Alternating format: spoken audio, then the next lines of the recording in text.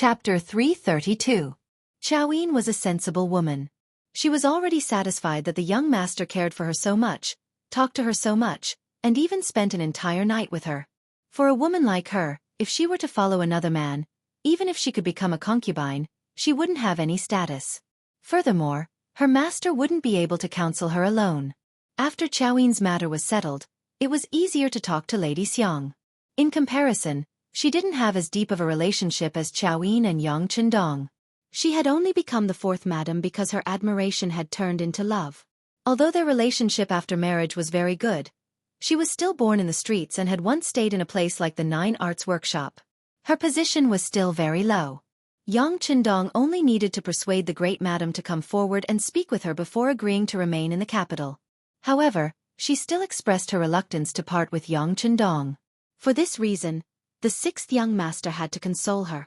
After interacting with her after marriage, he found that Lady Xiang wasn't just beautiful, she was also very sensible. The two's relationship quickly warmed up. After this short separation, their feelings for each other would only deepen when they met again. The two madams who stayed in the residence were settled. Yang Qindong did one last thing. He paid a visit to the Minister of Rights, Hu Xiao, and the Minister of Personnel, Wang Zhi. Yang Qindong went to Wang Zhi's place alone, and no one knew what they talked about. However, when he left the residence, his expression was calm, so it should have gone smoothly. When he went to the Hu estate, he went with Hu Xiao. The Minister of Rights personally received him, and his eldest son, Hu Chongning, accompanied him for a banquet. Hu Xiao could understand why Yang Qindong chose to leave at this time. No matter how capable a person was, they couldn't always stand at the heart of the storm. Otherwise, who knew what would happen in the storm? This step of retreating to advance was a good one. With Hu Ming's support, before Yang Qindong left, he asked Hu Ming to protect the interests of the Yang manor and the Yang family, as well as his brothers and sisters. Hu Ming naturally agreed. Since the Hu and Yang clans were already connected by marriage, they were now on the same side. As long as they didn't commit any grave mistakes, there shouldn't be any worries about their safety. The trip to the Hu and Wang clans went very smoothly, and Yang Qindong decided to leave the capital 3 days later. Yang Qindong was leaving the capital for a period of time, saying that he was going back to Lord Jianghu to pay respects to his ancestors. As the 11th anniversary of his late father's death was approaching, the news that he was going to sweep the grave quickly spread through the upper echelons of the capital.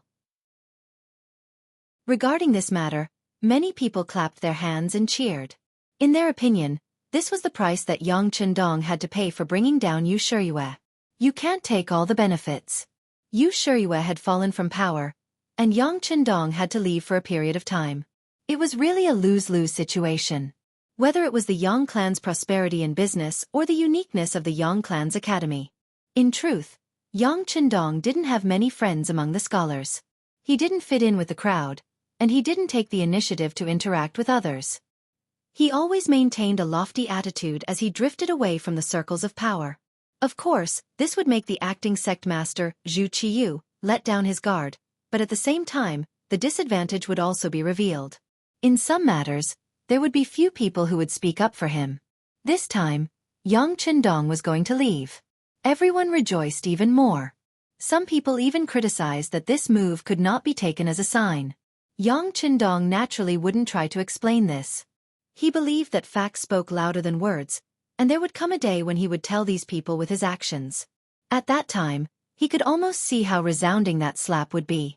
While everyone was saying that Yang Qindong had to leave the capital, there were naturally some people who disagreed. For example, the people of the Yang clan. Yang Qindong's fourth brother was one of them.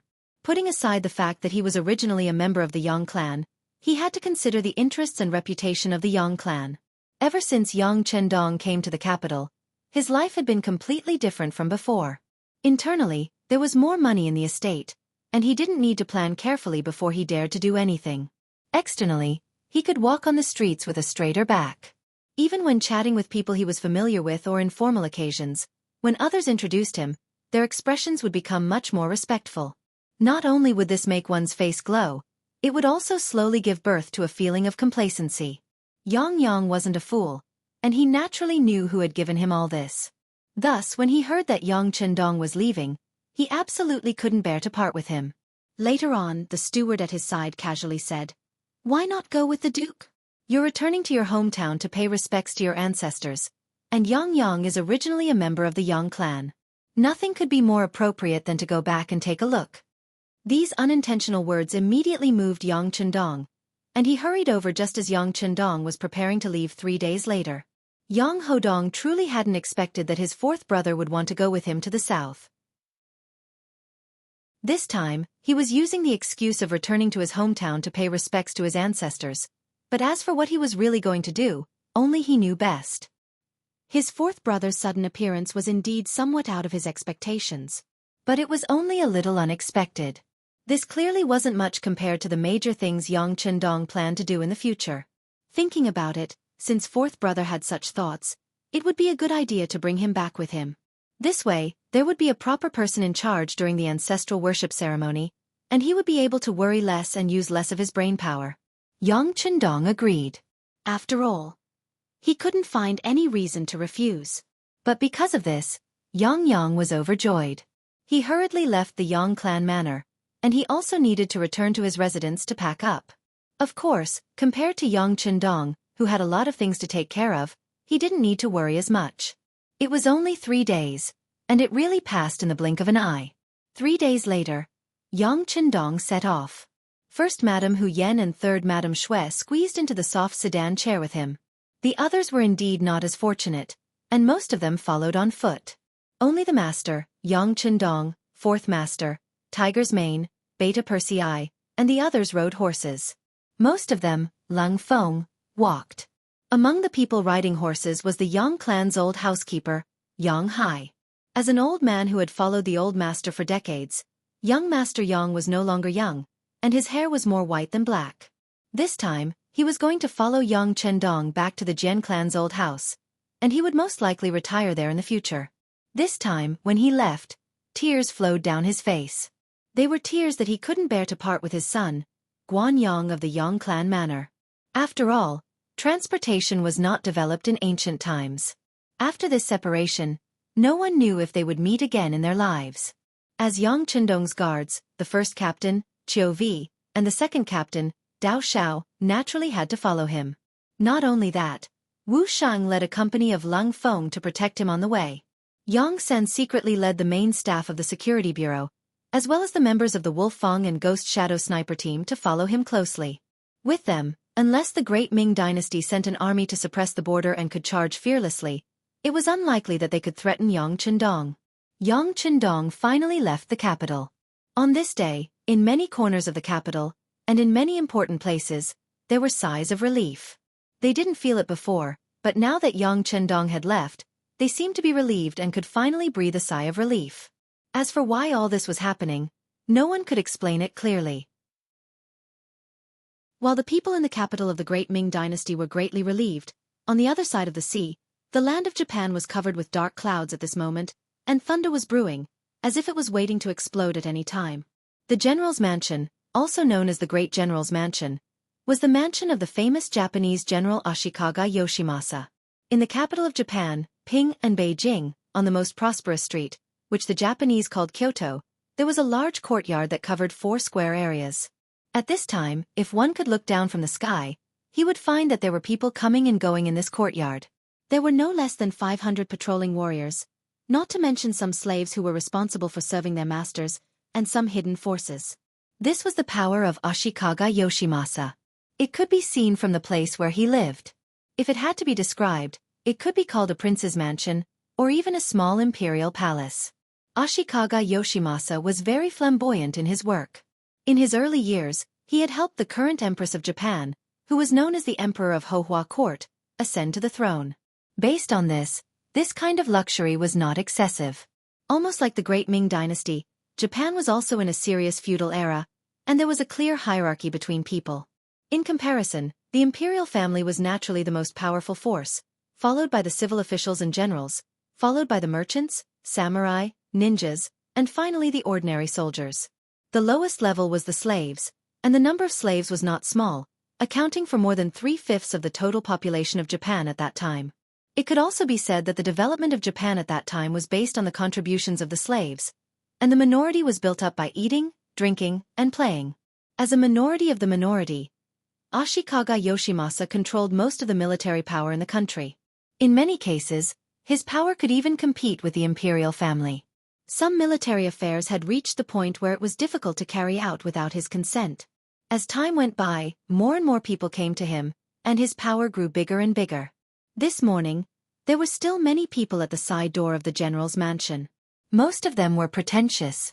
They all said that they were excellent and wanted to be noticed by Bolu, because this often meant that they were likely to rise to the sky and officially become a high-ranking person in society. Chapter 333. Every time the side door opened and the steward of the general's residence came out, they would fight to be the first to present their invitations. However, no one knew how many of them would be chosen by the general in the end. It had been more than 2 hours since breakfast and the side door had yet to open. Many of the people who were waiting were anxious.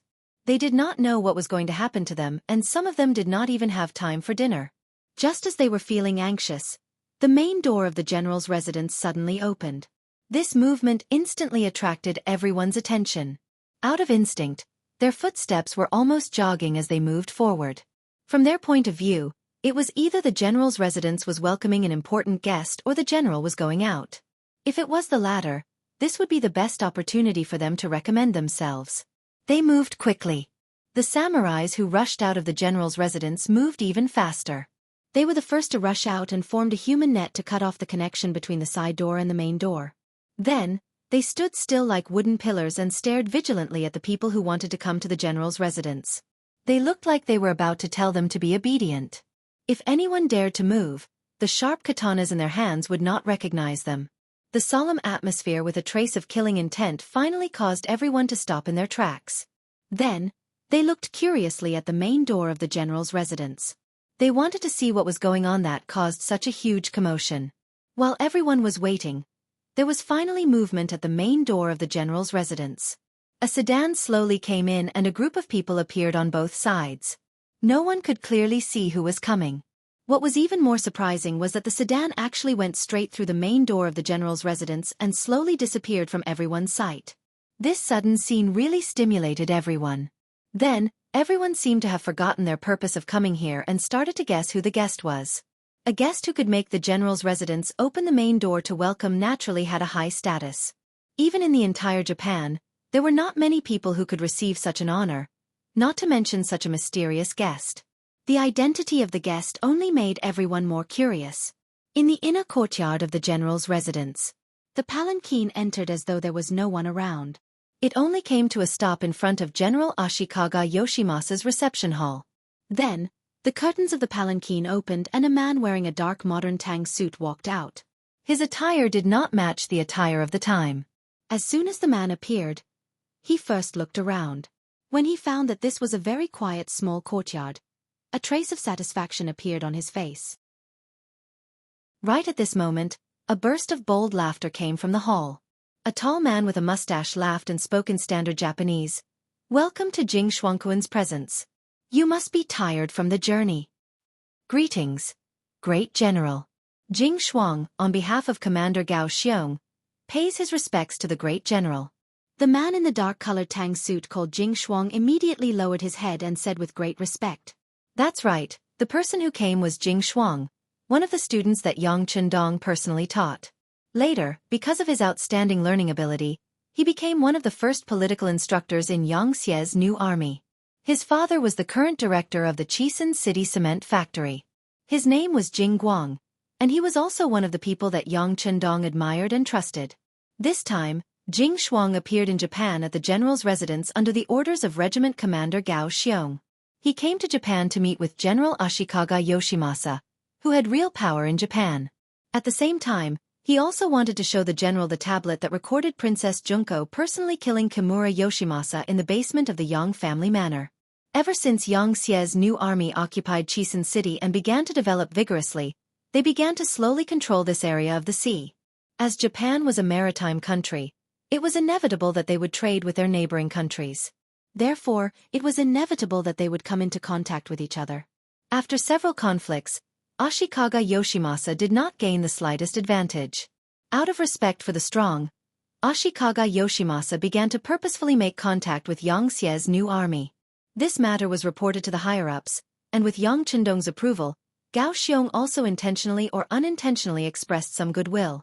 Thus, the relationship between the two sides began to strengthen.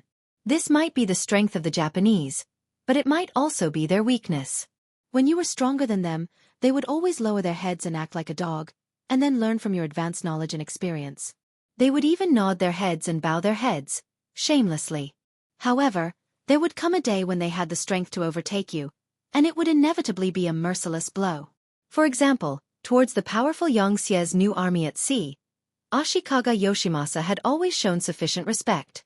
This time, when he learned that the other party's envoy wanted to meet with him, he was extremely respectful. This was the reason for the scene just now. Under the warm welcome of Ashikaga Yoshimasa, Jing Shuang stepped into the guest hall, and the two of them began the so-called friendly discussion.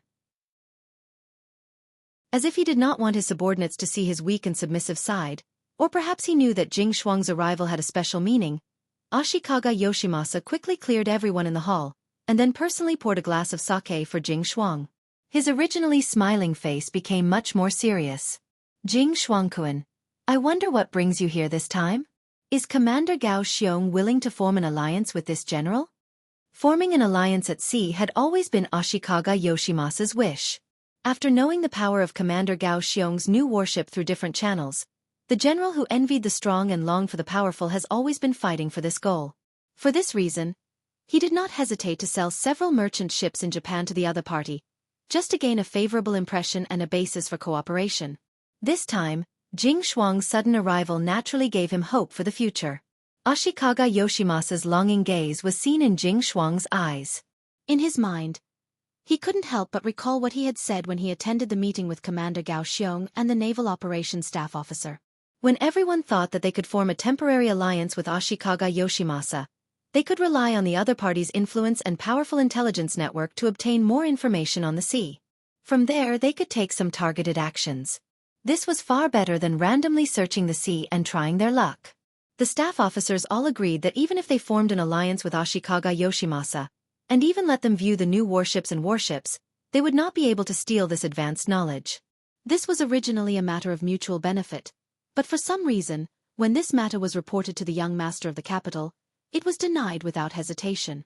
Moreover, no reason was given for this denial, which made Commander Gao Xiong and the staff officers very confused. But no matter what they thought, since this was the decision made by the sixth young master, no one dared to question it, and no one could change it. These people had all seen the glory of the sixth young master, and they all knew that everything that Chiken City and everyone else had today was thanks to the sixth young master.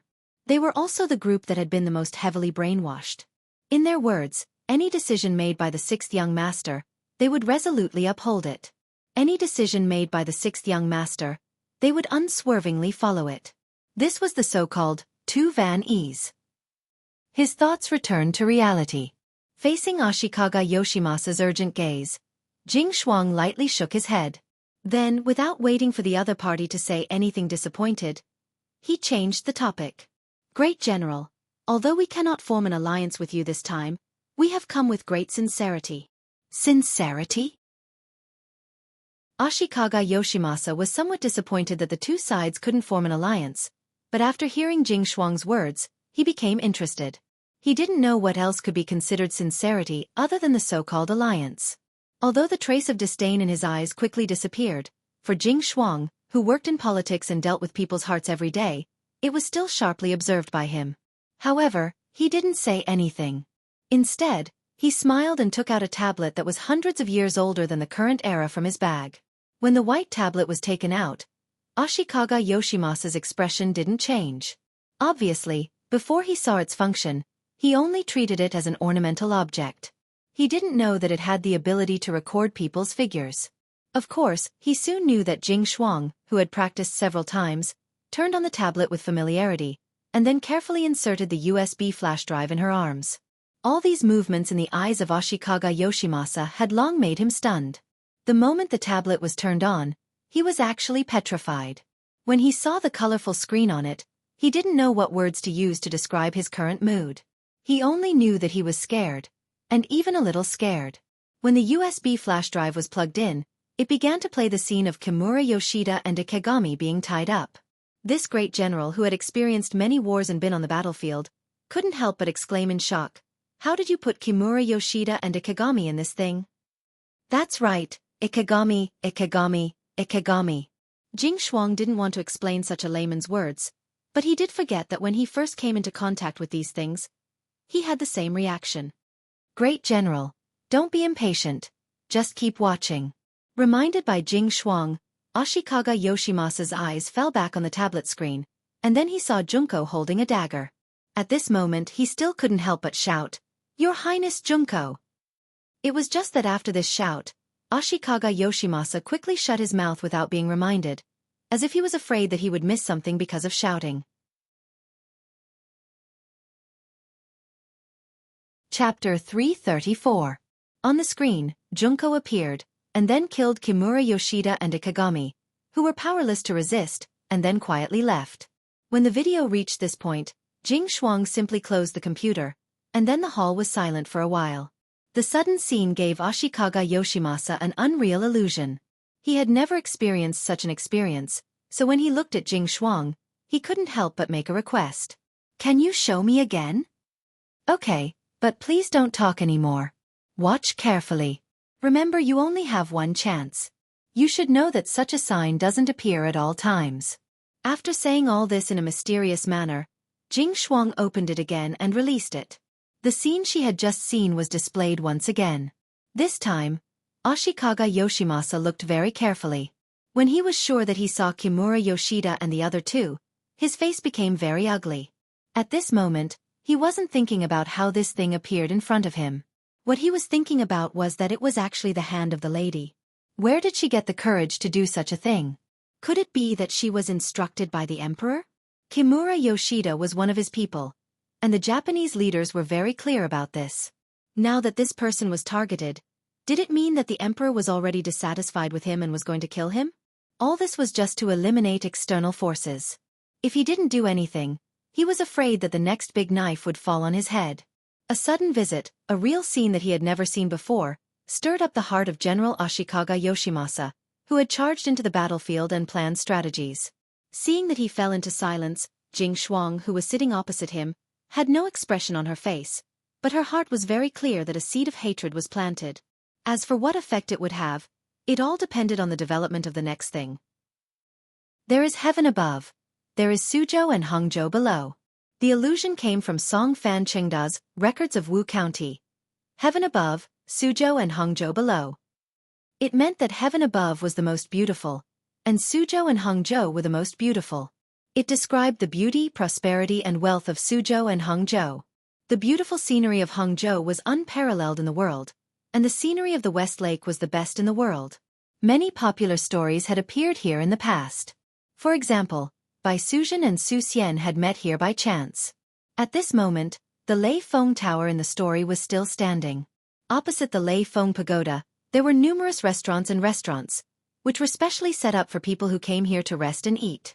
Among them, the largest restaurant, Xinglong Restaurant, was by the window. The view here was broad and the scenery was excellent. In addition, it was May, the time when spring and summer alternated. It was indeed a place with birds singing and flowers fragrant. It was better than the polar regions of the world. The table in the best position was already filled with famous local snacks.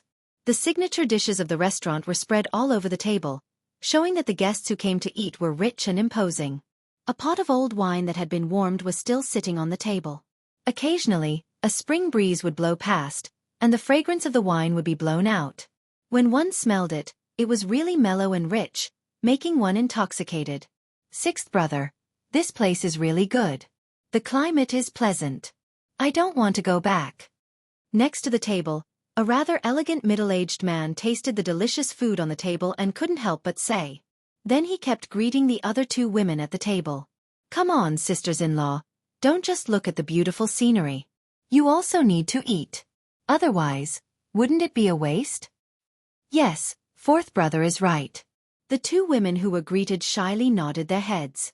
They were both beautiful and had white veils on their faces. However, the youngest man at the table first moved the corners of his mouth slightly, and then he said with a smile, Yen, Shui, since you are here to have fun, you don't need to wear a veil. It's hard to see things. Take it away. This. I'll listen to sixth brother. Hu Yan, who was called, seemed to have a little struggle in her heart, but in the end, she obediently took off her veil. Sure enough, at this moment, when looking at the beautiful scenery of West Lake in the distance, it was much clearer and more thorough. At this point, everyone could guess that the four people at the table were Yang Chendong, Hu Yan, and Madame Shui. After leaving the capital, they went all the way south. They passed by Tianjin, Suzhou, and bought some good and famous silk and satin. Then they went to Songjiang Prefecture and arrived in Hangzhou. As soon as they entered this place, Hu Yan and Madame Shui were very excited. They had heard about White Snake from Yang Chendong, so they were naturally curious about this place. Now that they had the opportunity to see this scene, how could they not be immersed in it? At the same time, they also wanted to see if they could really see the deified love story between White Snake and Su Xian here. In later generations, there was a song that said, "The stories and fairy tales are all lies." At this moment it was indeed true. From a distance, there were many people who came here to play. However, by Jinxing in white, the maid Shao Qing in green, and Su Xian in scholars' robes were nowhere to be seen. There wasn't even a single person who looked like them. Hu Yan, who was full of hope, was disappointed because she couldn't find any of them. Madame Shui, who was standing beside them, said something. She probably said that her husband was good at teasing people. Anyway, the two girls kept laughing. It was very indecent for a woman to laugh in a diplomatic setting, especially a married woman. Although Yang felt a little uncomfortable, he still endured it in the end. His sixth brother wasn't as simple as a younger brother. He could see everything clearly, so he must have a clear idea of what to do with women. Maybe there was a deeper meaning to this matter? However, Yang Chendong's thinking was simply based on the ideas of the later generations. Equality between men and women was not necessarily fair, but at least it was not strange for women to laugh in public. Since they came out to play, they just wanted to have fun. As long as they were happy, it was fine. As for whether such behavior would attract other people's attention, he didn't care very much. Few people here knew him, and it wouldn't be long before he left here. It was just a post house in life. There was no need to be so serious. Yang Chendong didn't take the two women's laughter to heart. He looked deeply and quietly at the West Lake in front of him. In his previous life, Yang Dong had been very busy. He trained, completed tasks, trained again, and completed tasks again. It wasn't until he was old and his physical fitness and stamina had declined that he went to the headquarters. As a result, his beautiful life and youth were wasted. It was good to be young again at this moment. He would cherish every minute and every second. 9 out of 10 things in life did not go according to one's wishes. Yang Chendong wanted to properly feel this tranquil atmosphere. However, there was a burst of extremely noisy noise coming from downstairs. Although it was separated by the floor and could not be completely transmitted, it was obvious that there was some agitation. Dang dang dang, the sound of footsteps quickly began to be heard. Then, a middle-aged man in brocade clothes came up with a face full of anxiety. After Tiger's Mane and Beta Persei, who were guarding the entrance of the building, confirmed that there was no murderous intent on the other party, they invisibly let the man go, allowing him to smoothly come to Yang Chendong's table. "Oh, honored guest, I'm really sorry.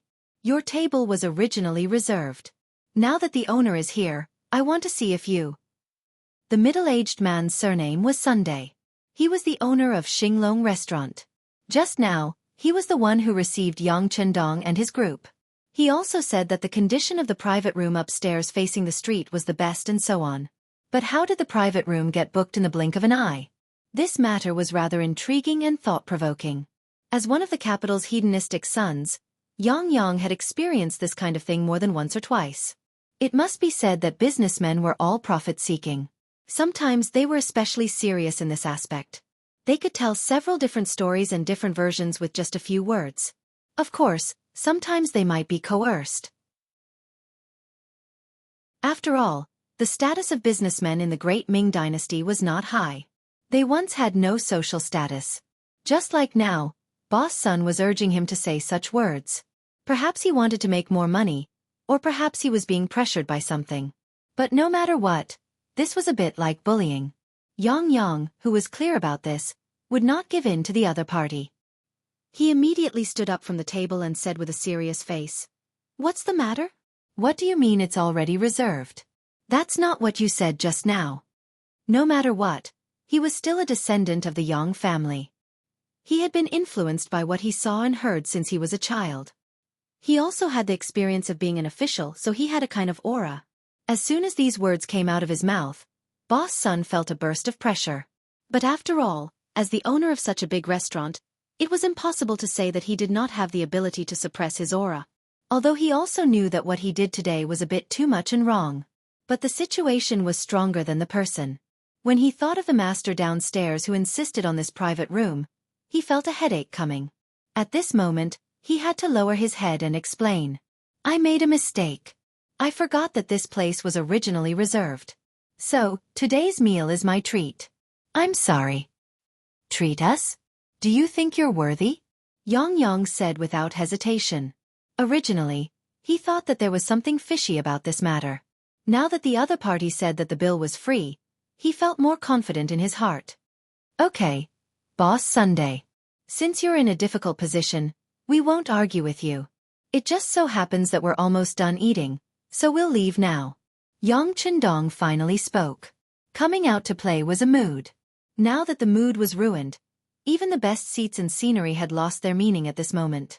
Since that was the case, it was better to leave and return to the inn. Chapter 335. Yang Chendong expressed his attitude. Although he was still angry and dissatisfied, he could only suppress it.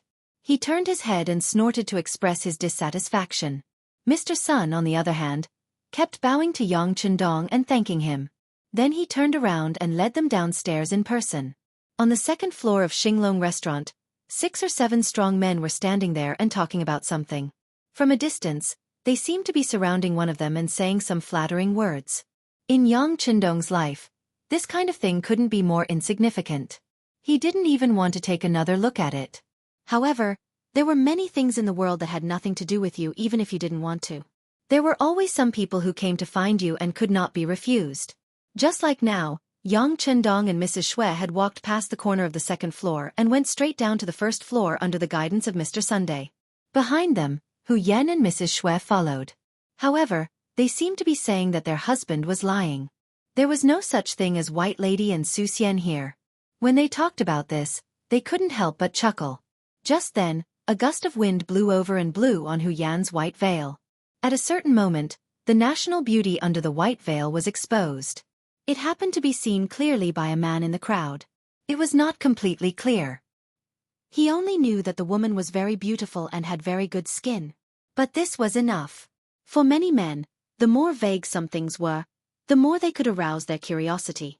If they could see through it at a glance, it would lose its original meaning. It was this glimpse that caused the man's heart to skip a beat. Then, his body actually reacted in a primitive way. Perhaps he was used to such things, so he instinctively took a few hurried steps, passed through the crowd, and went straight to where Hu Yan and Mrs. Shui were. His reaction was not slow. Beta Persei, who was responsible for guarding Hu Yan and Mrs. Shui, instinctively reacted faster. When he felt a gust of wind, he had already stepped between the man who was about to do something. Scram! Suddenly, a tower-like man appeared in front of him.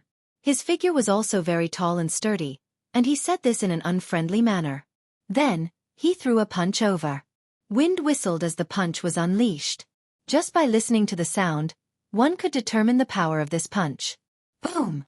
Beta Persei, who had hurriedly returned a punch, stood there as steady as Mount Tai, as if the punch just now was not his arm at all. The man who threw out the first punch couldn't help but stagger. He took 2 steps back before stabilizing himself.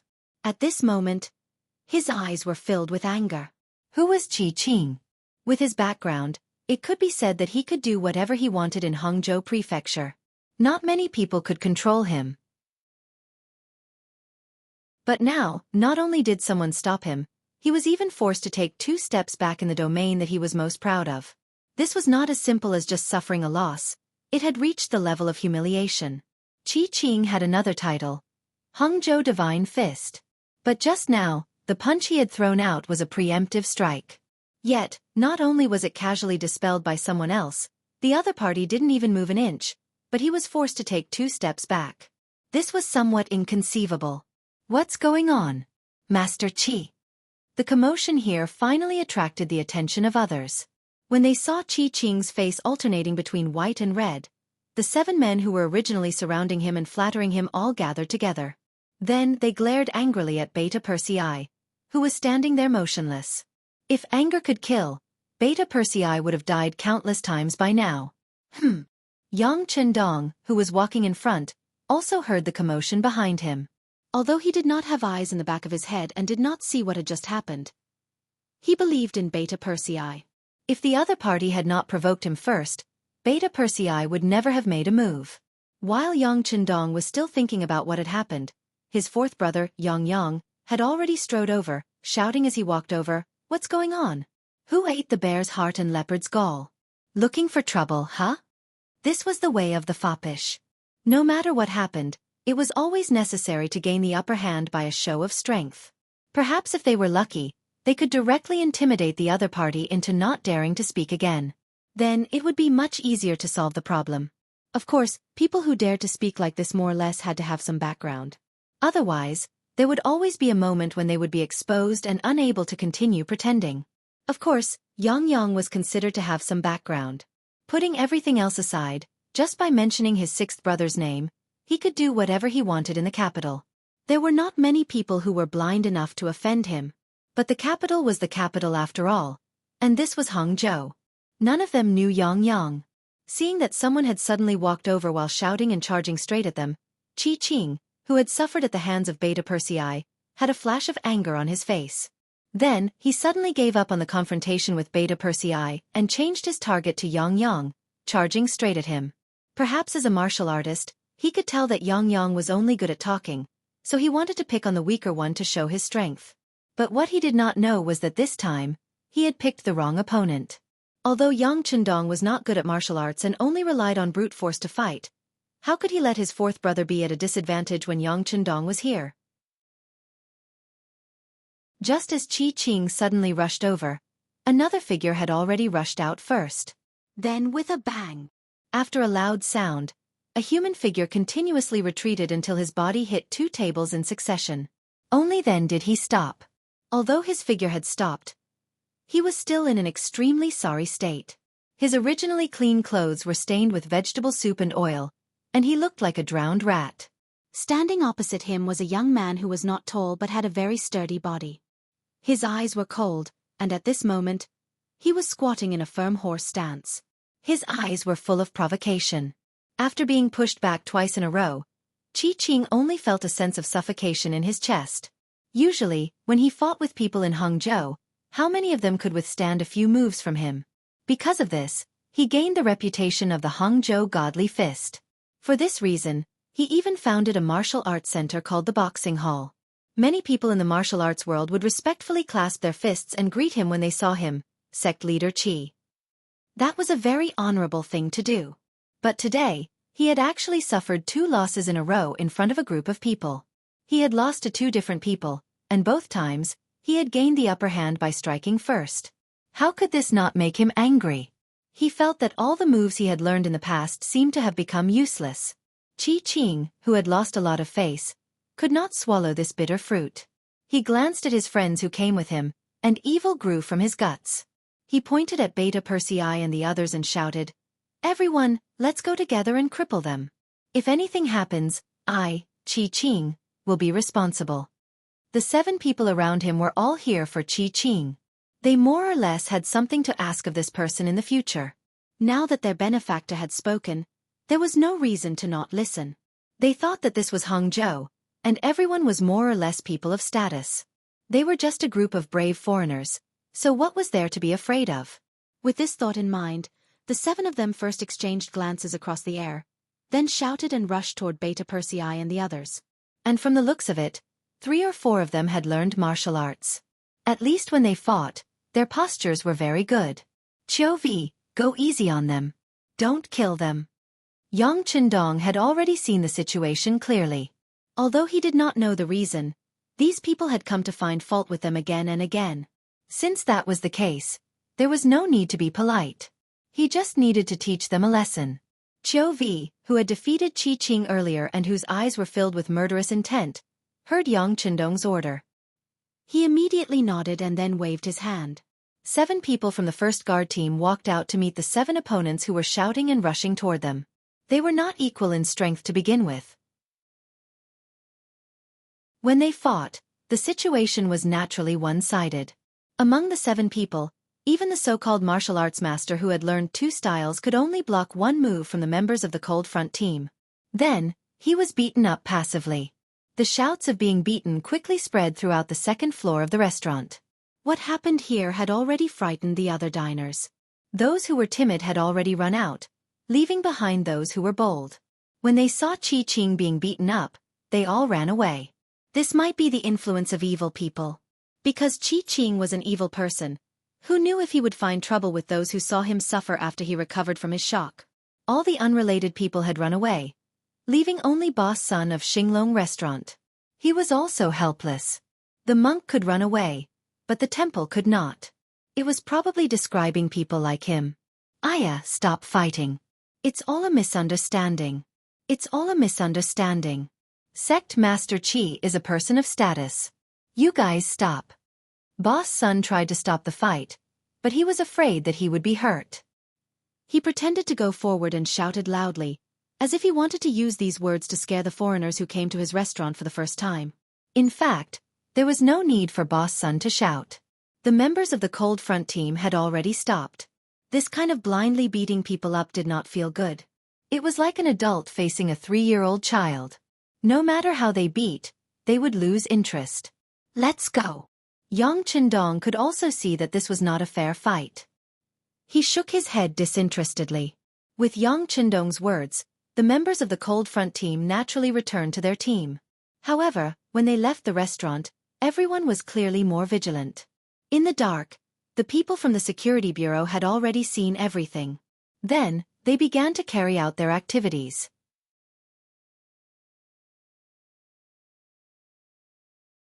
Chapter 336. There was a large courtyard in the East District of Hangzhou. This was one of the outer residences of the Chong clan, a wealthy merchant in the south. Chong Qianhao, as the eldest son of the Chong clan and the future head of the Chong clan, was carefully standing in front of the man in green clothes in the courtyard. Qianhao. There are no outsiders here, so you don't have to be so restrained. Standing in front of him was Yang Qindong. When he saw Chong Qianhao's serious and even somewhat nervous appearance, he tried to use words to enlighten him. The more he said this, the more nervous and cautious Chong Qianhao became. Master, the ancient said that a teacher for a day is a father for life.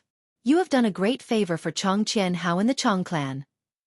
Okay. Knowing what he was going to say next, Yang Qindong gently patted his forehead and said helplessly, regarding the matter of handing over the Heavens Beyond Trading Company in the south to the Chong clan, as my student, you naturally have a certain connection, but more importantly, I still consider the strength of the Chong clan. Besides, not only your Chong clan, but the other clans in the south also have resources allocated. This is originally a normal business, so you don't have to be so grateful to me. No. Master, the ratio of the Chong clan is the highest. For this matter, the grandfather in charge of the clan has already sent a letter to Qianhao, asking me to take care of Master's food and accommodation no matter what, but I don't know if there is anything that Master is dissatisfied with? No, everything is very good, very good. Yang Qindong chuckled. He could feel the admiration and gratitude of this student to him. Some of the rare goods of Heavens Beyond were indeed distributed to the Chong clan due to the fact that the other party was his student. However, he still couldn't accept such an action of greeting twice a day. Young Master, Yang San is here. The timely appearance of Tiger's Mane could be considered as a solution. Chong Qianhao had studied in the Yang Clan Academy for half a year, so he naturally knew that the identity of the person who came was not simple. He also knew that Yang Qindong had something important to do, so he respectfully took his leave and said that he would come to pay his respects before dinner. Chong Qianhao respectfully left. Yang Qindong didn't wait for Tiger's Mane to speak and spoke first. Look after him. I don't have time to see him tonight, so he doesn't have to pay his respects. Tiger's Mane wanted to laugh, but he didn't dare to. He naturally saw that because of Chong Qianhao's excessive enthusiasm, the young master was already vexed. All right, let Yang San in. Yang Qindong could see that he was gloating a little, but he also knew that there were some things that he ordered, and the other party would do very well. Otherwise, he wouldn't have become his best confidant. Speaking of business, Tiger's man did not dare to be negligent in the slightest. He turned around and left. Yang Chendong soon followed him to Yang Chendong. Then, some specific information about Qi Qing was sent to him. Hangzhou Divine Fist? Qi Bus Hen? Interesting. Yang Chendong's voice sounded from the courtyard with a smile that was not a smile. Hangzhou Government Office. In the backyard, a wailing sound came from one of the rooms. The sound was so loud that everyone in the courtyard became very cautious. A middle-aged man dressed in a fourth-rank official's robe was currently pacing back and forth in the courtyard. Perhaps it was due to his anxiety, but all the servants in the courtyard were extremely cautious, as if they were afraid that they would do something that they shouldn't do and provoke this official, resulting in them being severely punished. The man's name was Qi Bus Hen. He was the prefect of Hangzhou, a fourth-rank official.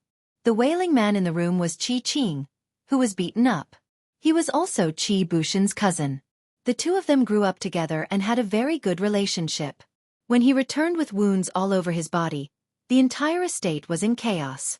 The steward of the estate immediately invited a famous physician from Hangzhou Prefecture to examine his illness. The screams in the room earlier were probably due to the commotion caused by the palpation. Creak. The door of the room was pushed open from the inside. Then, the housekeeper accompanied a doctor who was carrying a medicine box and walked out. Qi Bus Hen, who saw all of this, quickly went up to the doctor and asked anxiously, "How is he?" Reporting to the prefect, sect leader Qi did not suffer any internal injuries. There is only one fracture and many bruises on his body. I'm afraid that he will need to rest for a period of time before he can recover, the doctor answered carefully. Oh, thank you. Men, double the consultation fee and send the doctor out. Qi Bus Hen waved his hand and then entered the room with the housekeeper. Then, he saw Qi Qing lying on the bed and whimpering softly. Noticing that someone had come, Qi Qing's voice became louder. When he saw that it was his cousin, his voice became even louder. He cried out in pain and said, "Cousin, you must avenge your younger brother. You don't know how arrogant the people on the other side were. They just said that they didn't like me and beat me up. When I asked them if they still cared about the law, they still ignored me." The guilty party complained first. All of this was reflected in Qi Qing's actions. And it seemed that Qi Bus Hen was very receptive to it. Bastards, they actually dare to ignore the laws of the great Ming dynasty. They are truly lawless. Housekeeper, immediately find out where those people are staying and then order the bailiffs to arrest them. This official wants to see if they really have 3 heads and 6 arms and are really ignoring the laws. Since the master had said so, the housekeeper originally wanted to ask if they should investigate the other party's identity first. However, at this moment, he could only suppress these words in his heart. At this moment, he was unlucky and said something that he should not say. It was not a wise thing to do. If he did not do it well, he might even vent his anger on himself. How could Qi Bus Hen, who could become the prefect of Hangzhou and a 4th-rank official, be stupid? However, he still did not send anyone to investigate. It was all based on his strong self-confidence. He was the prefect of Hangzhou and the local emperor of this piece of land. With this kind of power, how many people could make him feel afraid? Not to mention, he also had a very strong backer. Even if there were some problems, he was the kind of person who would protect him. Based on these 2 points, he was naturally fearless. He wanted to let those who hurt his cousin know that the Qi family was not an existence that anyone could provoke. The housekeeper went out and quickly found that those who hit Qi Qing were living in the outer residence of the Chong family. When he found out about these things, the housekeeper felt confident. Although the Chong family was very rich, they were after all just businessmen. Since ancient times, people did not fight with officials. How could they be a match for the officials? Feeling confident, the housekeeper found his relative, Niu Ji, who was arranged to be a constable in the prefect of Hangzhou. Niu Ji's nickname was Niu Heir. It was because he was the 2nd son in the family that he got this name. Since he was young, his body was better than others. Later on, he learned martial arts from a famous teacher for a few years. After he learned martial arts, he found the housekeeper's relative and was arranged to be the head of the constables in the prefectural government. With the housekeeper's help, naturally, this constable's life was smooth. This time, There was a good thing again. Of course, he would not forget Niuji. When Niuji received the housekeeper's order, he knew that this was a good job to please the prefectural government. He did not dare to be tough. Immediately, he led a group of constables to the outer residence of the Chong family. At this time, the outer residence of the Chong family was shrouded in darkness. It seemed to be very quiet, but in fact in the darkness, there were many pairs of eyes staring at this place. During the day, they beat someone in Xinglong restaurant. It was said that they had some influence in the local area. According to the rule that caution was the parent of safety, Tiger's Mane had arranged for people to wait for a long time. Reality proved that this waiting was not in vain. Not long after nightfall, there was a burst of noisy footsteps on the street in the distance. Then, a walking fire dragon came straight in this direction. That was the state when the bailiffs of the manor walked with torches. They're coming, they're coming. They're all ready. Once the order is given, we'll start immediately. Tiger Head, Tiger Ray's nickname, said that we have to be quick and clean. Yang Wu's voice came out. This time, Yang Si and Yang Lu were left behind in Yang Village and the capital to be in charge of the work there. He was lucky to be brought out. Seeing that there was a battle to fight, he was very excited. With Yang Wu as the leader, they borrowed a platoon of Lung Feng from Wuxiang camp. In addition, there was the cooperation of the Second Guard, Dao Xiao, and the Ghost Shadow Sniper team in the dark to deal with any unexpected situations. With such a lineup, not to mention some constables and constables of the prefectural government, even if a few hundred Ming soldiers came, they would not be afraid at all. The fire dragon came closer and closer. The one at the front holding a torch was the constable Niuji. When he saw the outer residence of the Chong family from afar, he waved his hand majestically and said, "Go, surround them. Remember, don't let anyone escape." Niuji's voice was not soft. He was not worried that such a shout would scare them away. This might be his arrogance and conceit. However, regardless of whether he was careless or cautious, he was destined to suffer tonight. Just like now, when Niuji's voice sounded, the 20 or so constables and constables were about to split up. Suddenly, the surroundings lit up. High-voltage flashlights were suddenly turned on. When dozens of light beams shone on them, it made them feel as if they were instantly blinded. What's going on? Niuji raised his right hand to block his eyes that were temporarily blinded by the light and asked casually. Even at this moment, he did not know that he had already become a fish on the chopping block in the eyes of others. Pa! Clang! Clang! Ouch! All kinds of painful cries rose and fell at this moment. Each of the constables and constables who were like wolves and tigers a moment ago had turned into soft-footed shrimps. Some of them bent over and fell to the ground, wailing in pain. Among them, Niuji was the one who received the most attention. Just now, after he shouted out, "What's going on?" he suddenly heard a gust of wind. As someone who had practiced martial arts, he instinctively stepped back. However, he only took one step back before he was suddenly tripped by something. Then, he felt a sharp pain in his chest. Based on his intuition, he knew that someone had stepped on him.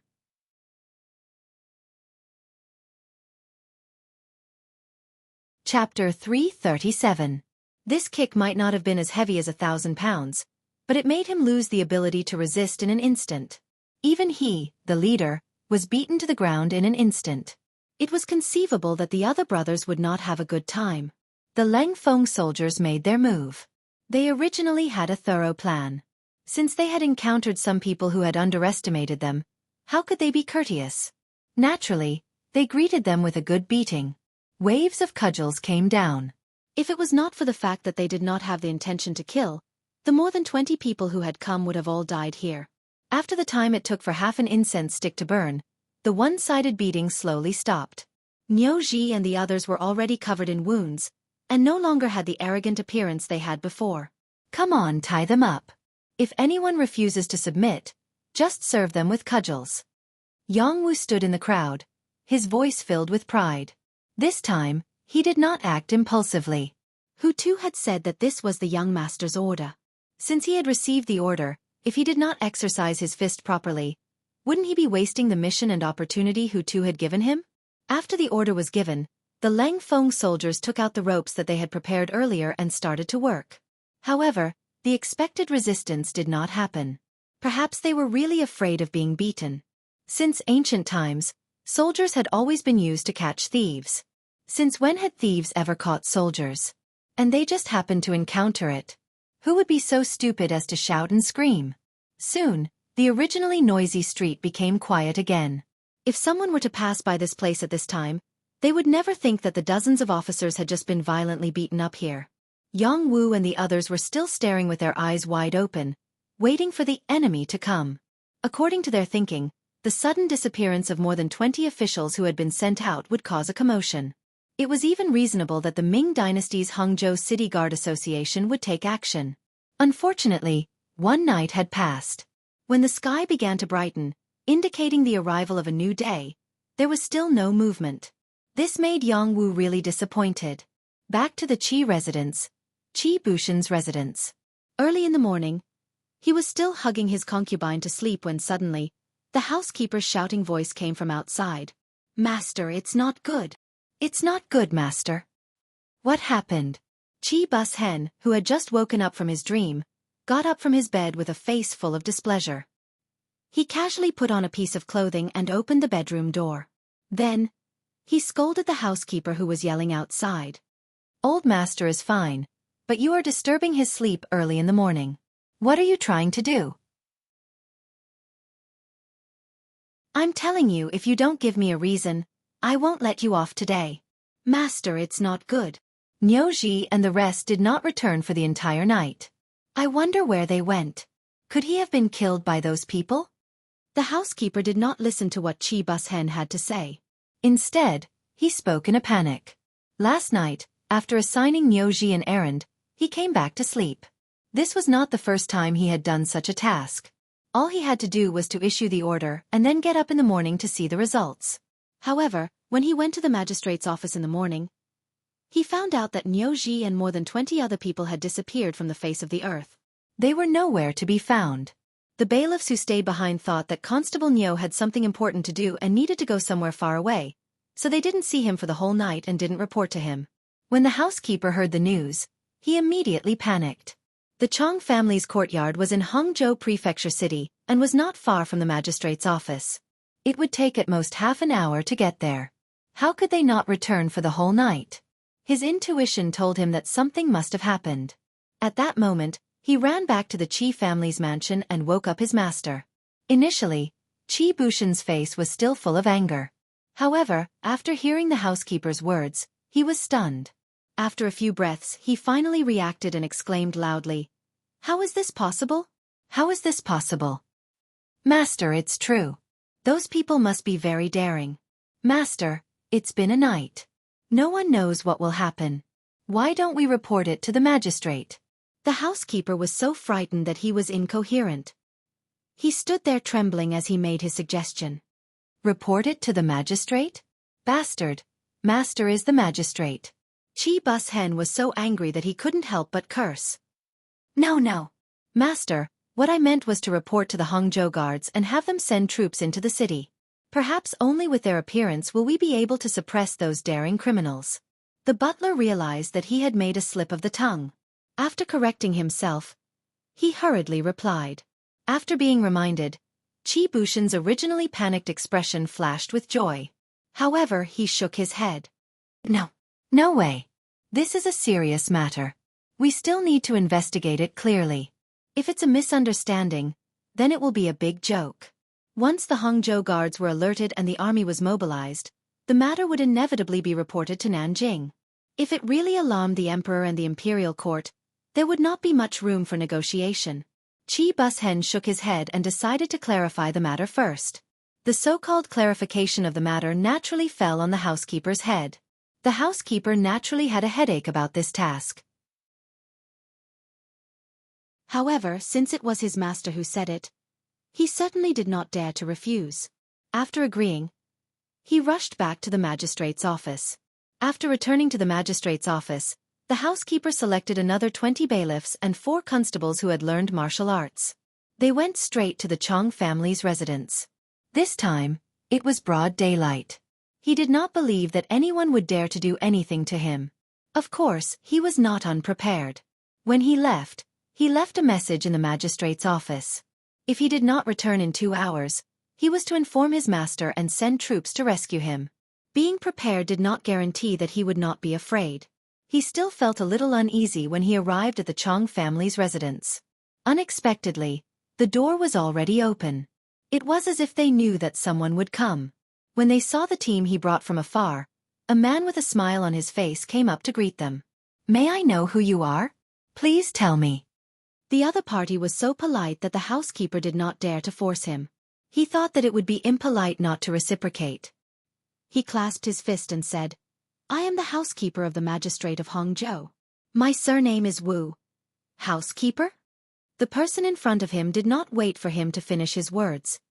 He shook his head and said, "With all due respect, this matter is not something that a housekeeper like you can shoulder. You should go back and ask your master to come here personally." After he finished speaking, the person in charge of welcoming the guest turned around and left. It was obvious that he was a little unhappy. Steward Wu knew that his status was still a little low, but since he was already here, he couldn't possibly not get to the bottom of things, right? He rushed towards the other party's departing figure and shouted, "Hey, are Niu Ji and the others in your hands? What did you do to them?" "Niu Ji? Haha, you mean the one who was beaten into a pig's head. If you want to know what happened to him, ask your master to come here personally." The man did not even turn his head. His figure gradually disappeared. After he returned to the residence, he closed the door. The man was young Wu. He was asked by the 6th young master to welcome the guest outside the door. He originally thought that the person who came would be the magistrate of Hangzhou. If the magistrate was sensible, it would not be a big deal. However, the person who came was just a housekeeper. Under the difference in status, there were many things that could not be discussed. Finally, he received news about Niu Ji and the others. After confirming that it was the other party who did it, the housekeeper turned around and left. His face was no longer nervous and fearful. Instead, it was burning with anger. How dare they detain the officials? Based on this alone, the other party was doomed. Half an hour later, the Hangzhou guards stationed nearby made their move. With 200 cavalrymen in the lead, 500 infantrymen followed closely behind. The large group of people entered Hangzhou from the southern city. They galloped on the streets, causing a lot of chaos. The commander of the Hangzhou guards, Tong Qiao, had a total of 5,600 people under him. The first 1,000 people under him had a total of 1,200 people under him. There were 1,000 people under him. They were usually in charge of the security around Hangzhou. Although they were in charge of security, there were not many things that could make them take action. Unless there was an enemy invading from the sea, most of the time, they were just idling around. This time, they suddenly received a request from the magistrate, Qi Bus-hen. He said that a group of evildoers had appeared in the city. They had actually detained more than 20 officials privately. It seemed that they had also used some tricks. When the news first came, Tong Qiao did not hear it clearly. Of course, he did not dare to believe it. This was the world of the Great Ming Dynasty. The officials represented the image of the country. How could someone dare to harm them? Could it be that they were not afraid of the law? Or could it be that the status of these people was so high that they could do things without any scruples? However, the next news made Tong Qiao dispel this thought. It was said that the group of evildoers lived in the courtyard of the Chang family, a wealthy merchant in the south. This alone made him feel relieved. It was still the same sentence. The status of merchants was still very low at that time. If they were really people with status, how could they be willing to live in the courtyard of a merchant? It would only lower their status. Even if they were powerless people, Tong Qiao did not mind picking a soft persimmon to pinch. It just so happened that his brothers had not made money for a long time. This was a good opportunity. If it was done well, it would be a big income. Speaking of which, it was the Chang family. It was said that their wealth was comparable to that of a country. As a result, a group of 700 great Ming soldiers entered the city in a mighty manner. There were already bailiffs from the government office waiting to lead the way. Then, the group of people arrived outside the Chang family's courtyard and surrounded it. Guard the front and back doors. No one is allowed to slip away. In a while, when this general gives the order, everyone just needs to rush forward. If anyone dares to resist, use your weapons. Tong Qiao, who was riding on a horse and wearing armor, could be said to be majestic. Under his command, the Chang family's courtyard was soon surrounded by people that not even a drop of water could trickle through. Then, the 200 soldiers of the great Ming dynasty bravely walked toward the main door. They were in a row of 10 people. Every time they took a step forward, they would shout. Not to mention that their voices were very uniform, there was some momentum.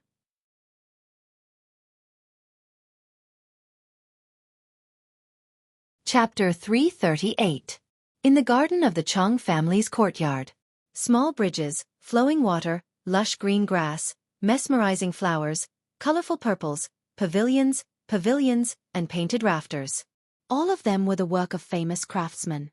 It was just a side courtyard, but it was already so luxurious.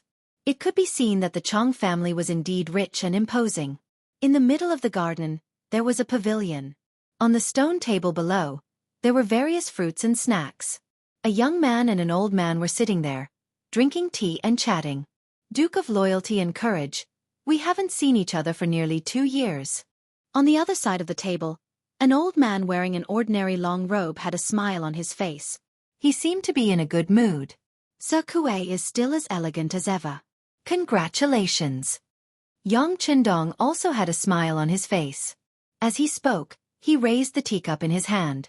Haha, Duke of Loyalty and Courage must be joking. I still have to thank you for everything. If it weren't for you turning the tide on the battlefield back then, I'm afraid this old man would have been buried long ago. Thank you. Old man Kuang Yi also raised the wine in his arms and sighed with an emotional expression. In the Battle of the Tumu Fortress, because of Wang Zhan's careless command, the morale of the army was in chaos and they were defeated by Walla's army. The officials were either dead or running away. It was complete chaos.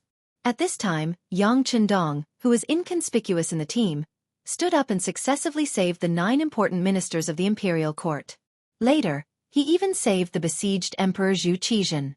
Among the 9 officials, there was Kuang Yi. In the past, he was the Minister of War of the Great Ming Dynasty.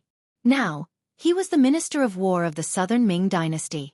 It was said that he was trusted by Emperor Ing Zong. This time, he was ordered by the emperor to check the situation of the various imperial guards. Coincidentally, he learned that Yang Chendong had returned to his hometown to pay respects to his ancestors. Thus, he rushed here early in the morning to meet him. Although it was a coincidence, Yang Chendong had already asked around. Kuang Yi was a good old man. Although he was a little old, he still had some ability. To be able to meet him here and settle some matters was within his plan. At this moment, the two of them were able to meet each other as they wished. Furthermore, they had saved each other's lives as a bond. It could be said that both the host and the guest were extremely happy. However, this harmonious scene was disrupted by the battle cries outside the courtyard. Although Kuang Yi was a little older, his eyes were not blurry and his ears were not deaf. He could naturally hear the shouts outside clearly. He frowned and raised his head to look at Yang Chendong. Yang Chendong, who had long been paying attention to Kuang Yi's actions, smiled and said, "Hee, I don't know why I was targeted yesterday. Some people came to find trouble with me, but they were caught by my subordinates. They must have mobilized the army this time." Nonsense. Who gave them the authority to mobilize the army for something as big as that? Guaning, go take a look. Kuang Yi said with a straight face. This time, he didn't come to see Yang Chendong just to catch up. He came with a mission. However, before he even had the chance to ask for help, his own people had already dropped the ball. If he didn't handle things well, it would directly affect his mission. How could he not be angry? Guaning was 7 feet tall and had a powerful body. His muscles seemed like they would explode with power at any time. At a glance, one could tell that he was a martial artist. Of course, the reason why Kuang Yi arranged for him to go out was not only because he was his trusted aide, but also because he was an official of the Ministry of War. He was selected to be the vice director of the Department for Purging Officials and was a standard 5th rank official. The Department for Purging Officials was an organization under the Ministry of War during the Ming and Qing dynasties. It was responsible for the rank, selection, promotion, and rewards of the military officials. It was responsible for inspecting the strategic locations of various regions and setting up camps. It was also responsible for managing the inheritance and bestowments of the tribal officials, who lived in communities of ethnic minorities. Most of the time, The rank of an official in the Great Ming Dynasty wasn't enough. The most important thing was how much power he had. For example, the first Grand Secretary of the Imperial Cabinet was equivalent to the Emperor's personal secretary. For example, Jie Jin during the Ming Dynasty was a standard 5th rank official. Don't underestimate a standard 5th rank official. Even in front of the Emperor he could speak. He was much more powerful than a standard 4th or 3rd rank official. For example, Guan Ying was only a standard 5th rank official. However, because he controlled the promotion and rewards of the military officials, he had great power. Even many of the commanders, standard 3rd rank officials, of the City Guard Institute and the Capital Guard Institute had to lower their heads and smile apologetically when they saw him. Since the Capital Guard Institute had been mobilized, it was appropriate to send Guan Ying to take a look. Yang Qindong was naturally aware of this. He immediately smiled and said politely, "Then I'll have to trouble you, Vice Director Guan." "You're too polite." Guan Ying's expression didn't change. After saying this with a serious face, he bowed to Kuang Yi and left. After Guan Ying left, Kuang Ye's laughter sounded again. "Duke of Loyalty. Please don't mind him. This person's personality is like this. He doesn't smile much, but he is very serious and has some ability. Yes, to be able to learn from Lord Kuang. He is without a doubt a talent." Yang Qindong also smiled and flattered. Then he raised the teacup in his hand. With Guan Ying taking care of the outside matters, he naturally didn't have to worry. Kuang Yi also smiled and raised his teacup. After taking a sip, he put it down and said, "Duke of Loyalty, a while ago, the Japanese suddenly invaded the border and attacked the Tianjin Guard. I'm sure you've heard about it." "Yes, this matter caused a lot of disputes in the Beiming Imperial Court. How could I not know about it?" Yang Qindong seemed to be casually nodding, but in fact, only he knew that Kuang Yi had finally begun to talk about the main topic. "Yes. I heard that 20,000 soldiers and 20,000 commoners were captured. How could the Duke of Yu not be angry about such a big matter?" Kuang Yi seemed to sigh. Then, he continued, "I heard that even now, the Japanese warriors often appear between the Tianjin Guard and the capital. Duke of Loyalty, you are going to pass by that place. Have you met them?" Yang Qindong didn't express any dissatisfaction with Kuang Yi calling the Daizong Emperor Yu Wang. Originally, Zhu Qiyu was the Duke of Yu Wang. If it weren't for the change of Tu Mu, he wouldn't have become the emperor. As a follower of Zhu Qizhen, it wasn't strange that Kuang Yi didn't admit this. However, to ask about the Japanese warriors and whether he had met them was somewhat interesting. No, this duke was lucky and didn't meet them. Haha, yes, the Duke of Loyalty's luck has always been very good. Saving Yu Wang, retreating from the Walla, building the bank, and so on, everything went too smoothly. Right? When he uttered the last word, Kuang Ye's gaze suddenly sharpened as he looked at Yang Qindong. Feeling the coldness of the gaze, which seemed to be able to see through people's hearts, Yang Qindong didn't even lift his eyelids and smiled. "Yes, the heavens are good to me." A calm and confident smile flashed across Yang Qindong's face. In Kuang Ye's eyes, all of this made him feel unreal. Kuang Yi wasn't young. In the Imperial Court, he was second only to Hu Xiao.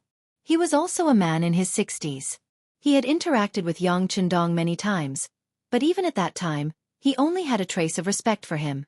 He didn't feel as powerless as he did when facing Yang Qindong. The young man in front of him was only in his early 20s, but he felt as if he was even more difficult to deal with than his father, Yang Rong. It seemed that no matter how he probed and provoked the young man was like an impenetrable wall. Under the pavilion, it suddenly became quiet. At this moment, only a gentle breeze flashed in front of them. Of course, in their hearts, they were weighing each other's words. Their chests were heavily panting, and their minds were working quickly. Ha ha, ha ha ha, the Duke of Loyalty's luck is indeed very good, and you are also very talented. This old man has seriously studied the Snow of the Yang family that you wrote in front of the Yang Family Academy. It is truly majestic and enlightening, but I don't know how to interpret the phrase, a man of great talent. Although because of Yang Qindong, the Great Ming Dynasty was divided into the south and many officials and soldiers belonged to two different imperial courts, one thing remained unchanged. That was, the poetry that scholars liked was still the same. Thinking back, when the Snow of the Yang family was spread to the capital of the southern imperial court, Nanjing, It caused a huge uproar. When many people were sighing at the grandeur of this poem and were amazed by the sentences, it was inevitable that they would wonder what kind of environment and inner thoughts the author of this poem, Yang Chendong, was in to create such a song that could be passed down. There were even some people who began to research the specific meaning of the phrase. Especially the phrase, to count the outstanding figures. There were even more explanations for it. For example, the people of the Ying sect who were hostile to the Dai sect explained that Yang Chendong was flattering Zhu Qiyu, saying that Zhu Qiyu's ascension was justified, legitimate, and reasonable. They said that he was a man of great talent, and Zhu Qizhen was not. There were also some people who were envious, jealous, and hateful who explained that this sentence meant that Yang Chendong looked down on all scholars in the world. It was a manifestation of his own arrogance. There were also some people who wanted to see the world in chaos who said that this meant that someone wanted to replace Yang Chendong. They were implying that Yang Chendong was a traitor like Cao Cao. Among these opinions, Kuang Yi was more inclined to the latter, but he didn't say this to anyone. As the Minister of War, he, who knew soldiers well, was shocked when he saw the calm performance of the Cold Front soldiers on the battlefield. With such outstanding soldiers, any one of them would be qualified to be a squad leader, or even a centurion, or even a general of a higher rank. But they were willing to work under Yang Chendong. What did this mean?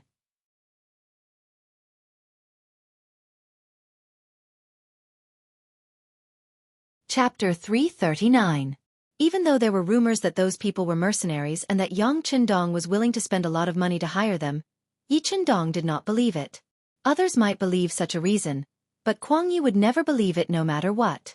It was because he had led soldiers before and knew the importance of elite soldiers. At least in front of him, if he had such elite soldiers, he would never give them to others, even if the other party offered a high price. Not to mention, with such elite soldiers, what kind of money could he not earn? Why would he need to hire them? He had such thoughts at the beginning, but because he was indebted to someone for saving his life, he naturally could not criticize them in front of them or behind their backs. But as time passed, these elite mercenaries had been following Yang Chendong all this time, and this suspicion became heavier and heavier. What he said just now was just to test and confirm.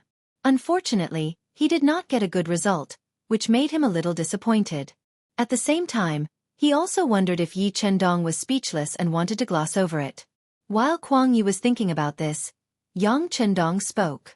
Sir Ji, do you mind if I tell you a story? I'm all ears. Kuang Yi did not know what the other party meant, but he still smiled and agreed out of politeness.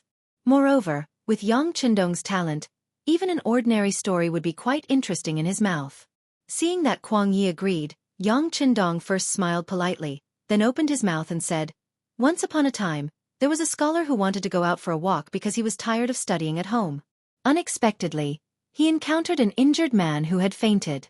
Out of kindness, he saved the man and found a doctor to treat him. Not long after, the man's body recovered. When he left, he said that he wanted to repay his kindness. At this point, the corners of Yang Chendong's mouth curled up slightly, giving people the feeling that he was recalling something interesting, but only he knew that he was laughing at the absurdity and nonsense of the story. It was all because this was indeed a story, a fabricated story. The man said that he wanted to repay his kindness, so of course the scholar did not care. It was just a casual effort and he did not take it seriously. But who would have thought that not long after, the burly man would fulfill his promise. Not only did he send a lot of gold and silver, he also sent a lot of people to protect the scholar. He said that the scholar had saved his life, so seeing the scholar was like seeing himself. At this point of the story, Yang Chendong suddenly closed his mouth. After a few breaths he said again, From then on, this scholar naturally gets whatever he wants. Now that I think about it, if it wasn't the heavens taking care of him, then what was? When the story finally came to an end, Kuang Yi fell into silence. From the beginning of the story, he thought of something. When the story came to an end, he finally understood that this so-called story was actually a fact. The scholar must be Yang Chendong, and the man he saved must be the leader of the mercenaries. If that was the case, everything made sense. This was also the main reason why the mercenaries could be used by Yang Chendong. But, is this true? If the leader of the mercenaries was so powerful, why would he appear in front of Yang Chendong in an injured state? This did not seem to make sense. Since today's story had reached this point, Kuang Yi naturally had to ask clearly, so he asked all the questions in his heart. Lord Kuang, good question. At that time, the scholar was also a little confused, but he slowly learned from the elite soldiers that the burly man he had saved had been plotted against because he was trying to snatch the position of the boss. That was why he had escaped all the way to the city where the scholar lived. Later, he recovered from his injuries and went back to take back everything. That was how simple it was. Yang Chendong spread out his hands and smiled at Kuang Yi. Since he wanted to tell a story, how could he not have thought about it from the beginning to the end? The story was not exciting, but it was still passable. At this moment, Kuang Yi did not know what to say. Should he continue to question him? But he already explained it to him. If he continued to ask, he would be accused of pestering endlessly. As expected, before Kuang Yi could continue, Yang Chendong said, Lord Kuang, to be honest, I have never told anyone about this before. You are the first, so if possible, I hope you can keep it a secret for me. As soon as he said this, Kuang Yi was completely speechless. The other party had put on such a sincere appearance, and had even saved his life. What else could he ask? No matter what, he was still an educated person. He couldn't possibly be so shameless as to throw away his basic dignity. At this moment, the only thing he could do was nod his head and accept the favor. Thank you for your loyalty. This old man was too rash. Sigh, Lord Kuang, please don't say that. Everyone is curious. If it was me, I might ask too. It's fine, it's fine. Haha, drink tea, drink tea. Yang Chendong said with a laugh and put on a kind face. Outside the Chong residence, Tong Qiao aggressively led his men to surround this place, and then commanded his men to start approaching step by step. From the looks of it, it seemed that a big battle was unavoidable. Perhaps it wouldn't be long before this place would be littered with corpses. However, just when everyone was extremely nervous, the originally tightly shut door of the Chong family's courtyard suddenly opened from the inside. Then, a sturdy man appeared in front of everyone. Prepare to charge. Stop. All of you stop. Tong Qiao, who was about to give the order, was ready to let the soldiers charge. However, when he saw the person who appeared, his mouth first formed an O shape and then he shouted loudly at his men, as if he was afraid that someone would suddenly attack. The sudden shout stunned the soldiers of the great Ming dynasty who were full of morale. At this moment, Tong Qiao had already dismounted from his horse and trotted over. When he reached the front door and saw that the person in front of him was indeed Minister Councillor Guan Ying, he hurriedly cupped his hands and bowed. Lord Guan. General Tong, what is the meaning of this? After Guan Ying cupped his hands and bowed, he pointed at the rows of great Ming dynasty soldiers who had already appeared outside the door. This question made Tong Qiao's expression change greatly. He originally thought that there was a villain here and that the magistrate of Hangzhou had asked for help. He thought that since this was related to the Chong residents, it would be a good opportunity to take advantage of them. At that time, he could casually ask for tens of thousands of silver taels. He did not expect that Guan Ying would appear here. Although Guan Ying's official rank was not as high as his, he held great power. He was the kind of person who could not be offended. In particular, he had heard that Guan Ying was the favorite student of the current Minister of War, Kuang Yi. The city guard's office was also under the jurisdiction of the Ministry of War. When he thought of this, he broke out in a cold sweat. What's wrong? Is the weather very hot? General Tong, why are you sweating so much? Guan Ying's expression was still very serious. When he said these words, it did not seem like he was concerned, but more like he was questioning something. This. Tong Qiao rolled his eyes. He knew that it would be stupid to hide the truth at this time. He immediately gritted his teeth and confessed Qi Bus Hen. It was because Magistrate Qi of Hangzhou said that there were rebels here, so he asked me to lead the soldiers into the city to eliminate them. Rebels?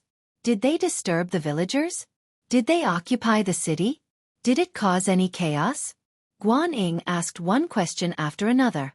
According to the regulations of the Ministry of War, if there were rebels in the city and caused great chaos, the city guard's office and the nearby city guard's office had the right to mobilize the army into the city. On the contrary, even if the local officials asked for it, they could not enter the city without permission. This was originally a way to control the army, to prevent them from doing anything out of line. Guan Ying asked these questions based on this basis.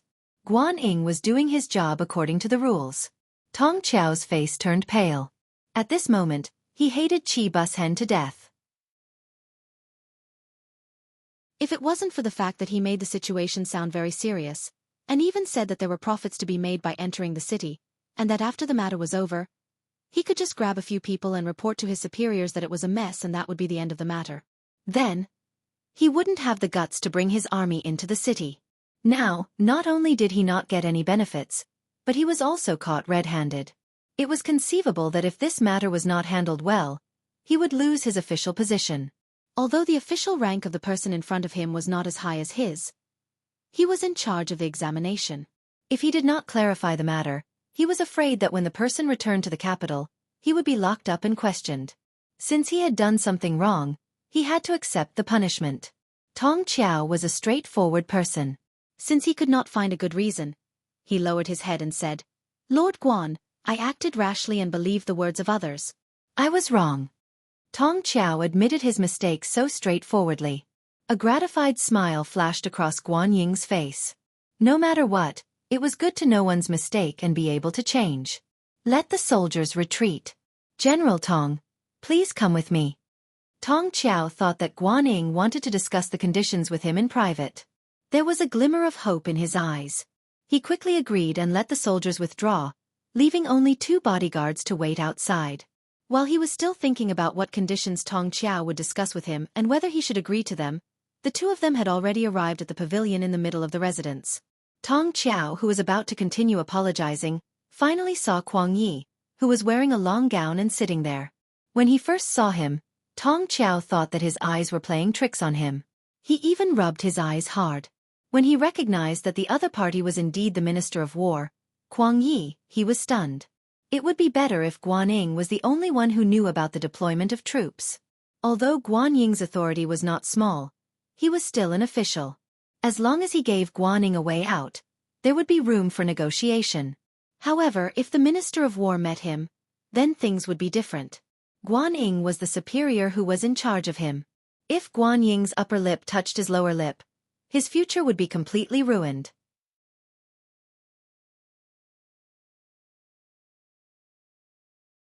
Chapter 340. Plop. Tong Qiao knelt down in front of Kuang Yi. The moment Tong Qiao knelt on the ground, Guan Ying walked to Kuang Ye's side and whispered the story of what had happened.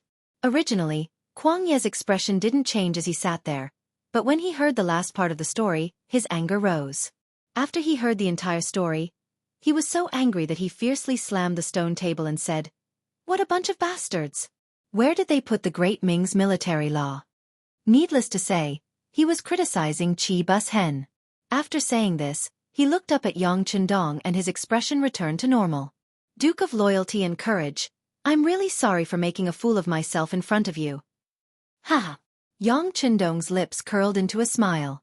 He didn't say anything. Perhaps at this moment, it wasn't appropriate to say anything. "You guys go out and wait. I will talk to the Duke of Loyalty for a while." Kuang Yi waved his hand and dismissed Guan Ying and Tong Qiao.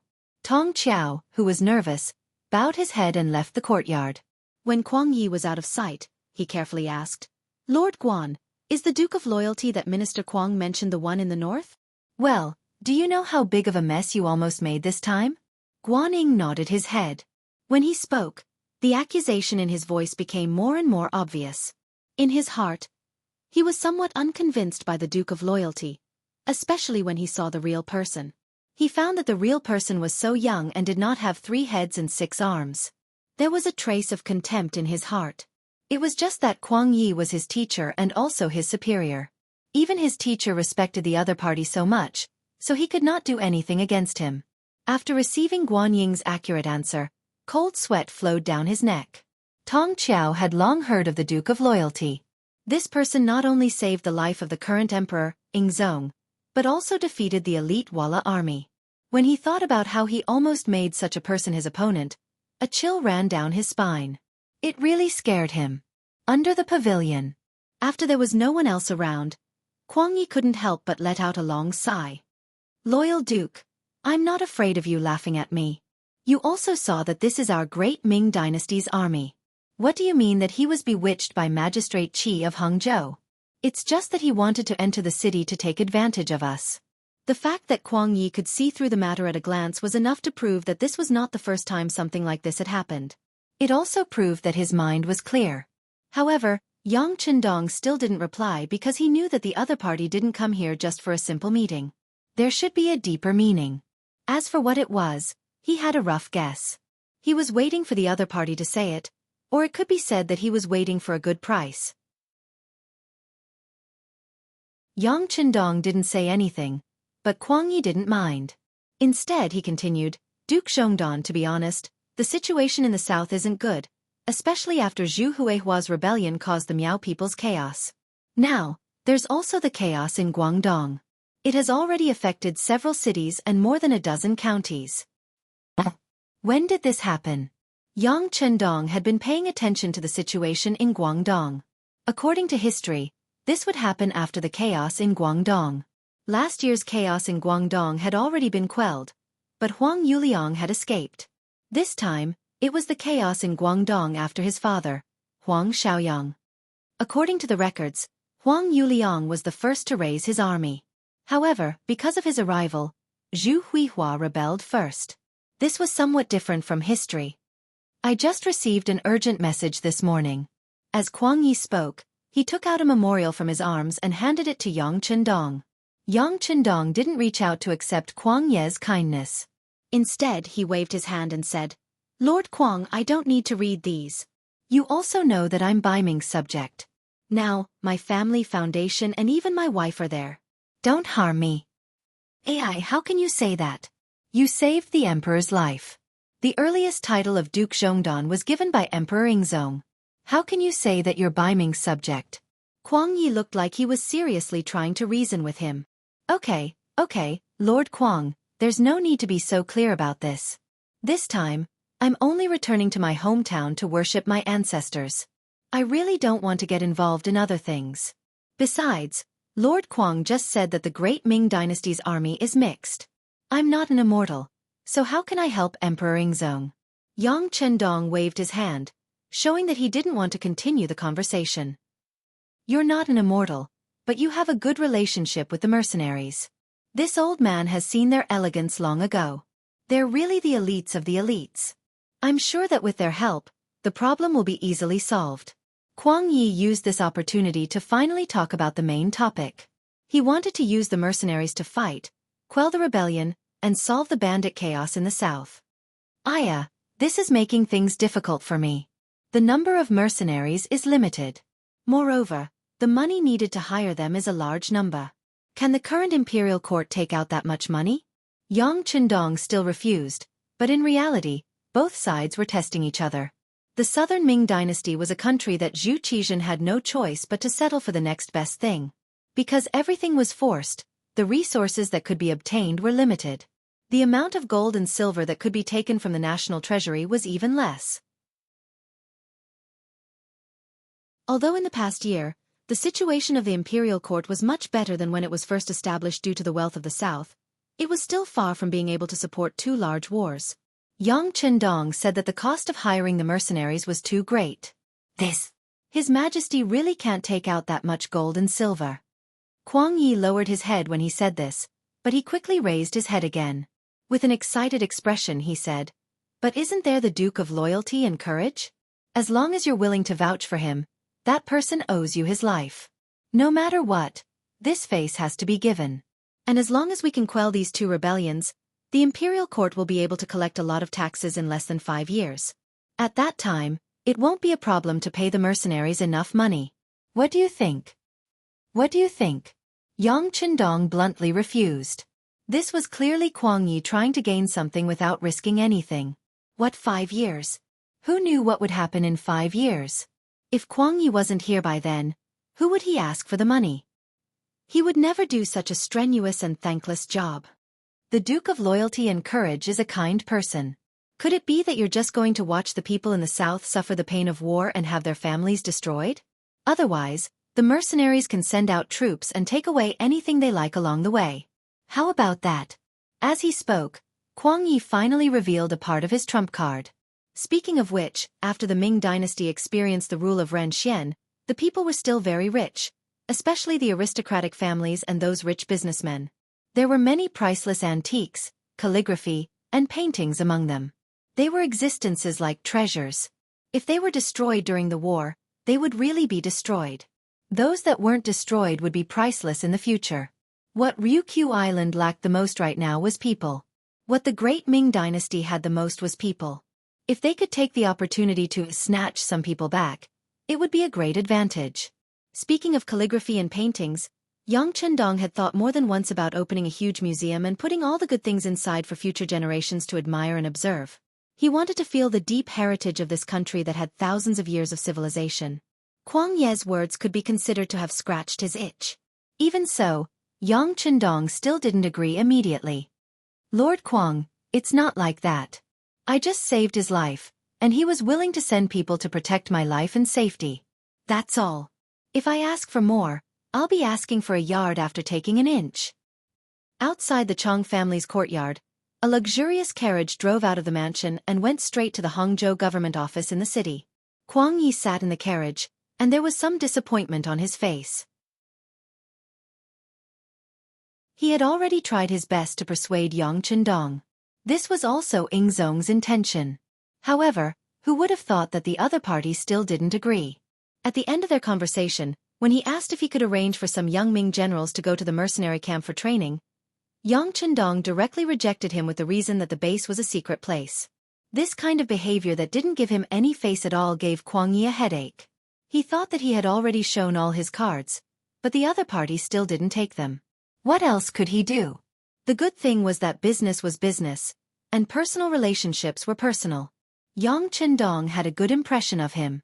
For his sake, not only did he return Niu Ji and the others who had caused trouble at the Chong family's courtyard, he even sent him out in his own carriage. This was already a great show of respect. Sigh, this Duke of Loyalty seems young, but he does things like an old fox. Even if he rejected you, he couldn't get angry. This is also a kind of ability. In the luxurious carriage, a pair of wrinkled old hands touched the luxurious decorations in the carriage. Kuang Yi couldn't help but sigh. Whoosh!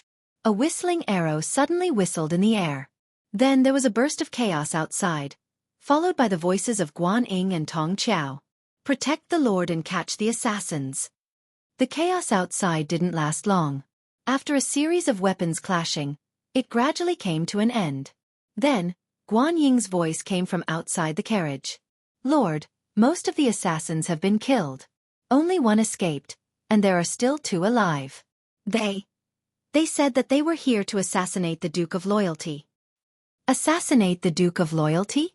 Why did they find me?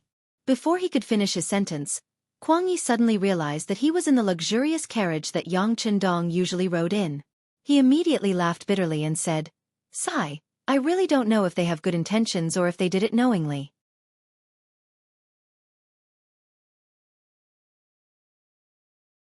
Chapter 341. My lord, what should we do? Guan Ying, who was outside, naturally did not hear Kuang Ye's muttering.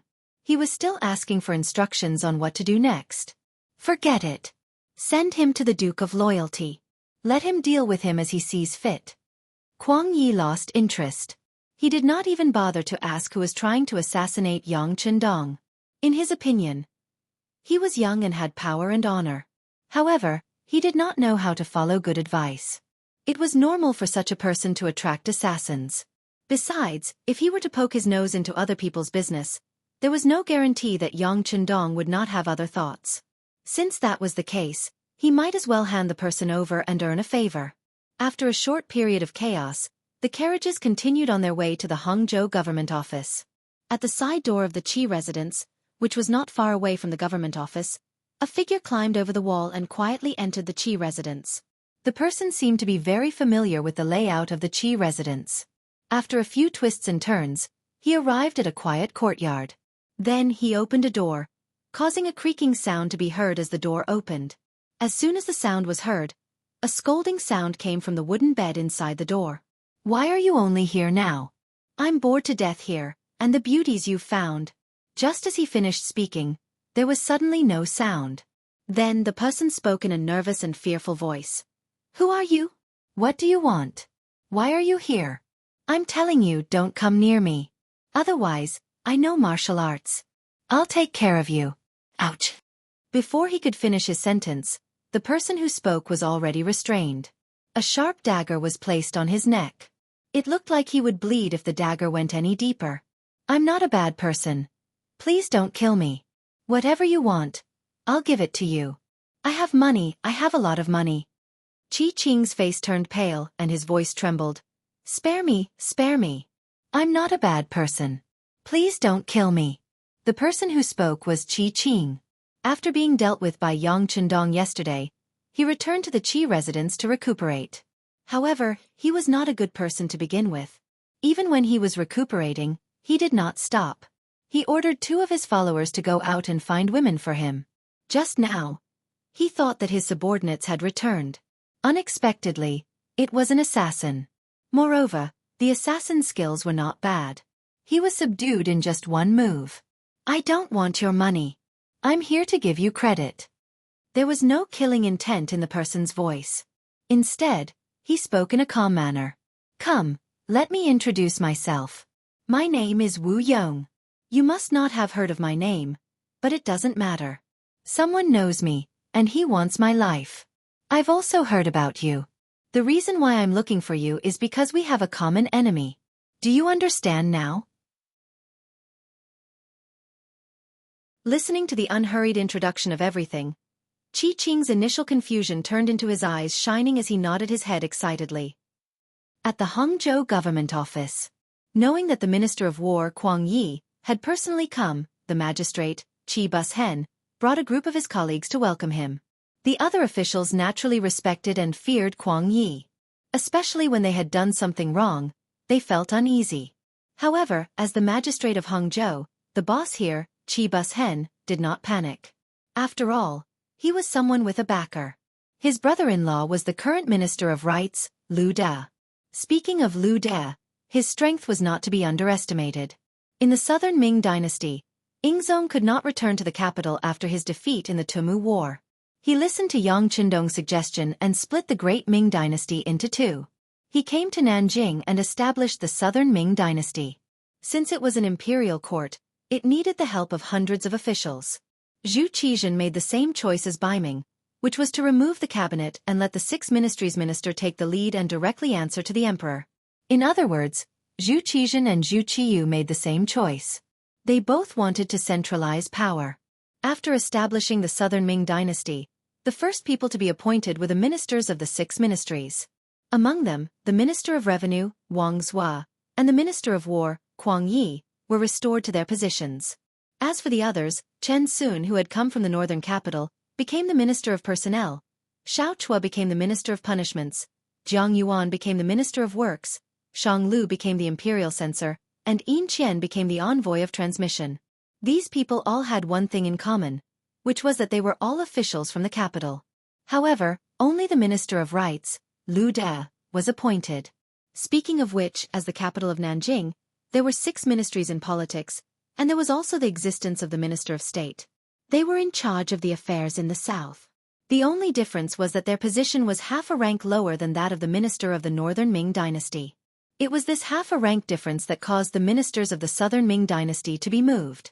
However, only Liu De remained and was promoted half a rank, becoming the Minister of Rights of the southern Ming dynasty. Merely from this point alone, one could tell that this person was very capable and had very powerful methods. Liu De was a great Confucian scholar and held a very strong position in the eyes of the scholars in the southern Ming dynasty. In addition, he was a slick and sly person, and the Liu family was one of the top aristocratic families in the south. That was why he was the only candidate for the position of Minister of Rights in the entire south. Ever since he was promoted to Minister of Rights, he had become the leader of the southern officials. It was said that in the imperial court, even Zhu Qizhen had to give him some face in many matters. Qi Bushen's backer was none other than Liu De. This was also the reason why he was so fearless. He also knew that Kuang Yi and Liu De had a good relationship. Since that was the case, he had nothing to be afraid of. Sure enough, when Kuang Yi arrived, he only reprimanded him a few times and the matter was over. Seeing all this, the other Hangzhou officials began to re-evaluate the position of their magistrate in their hearts.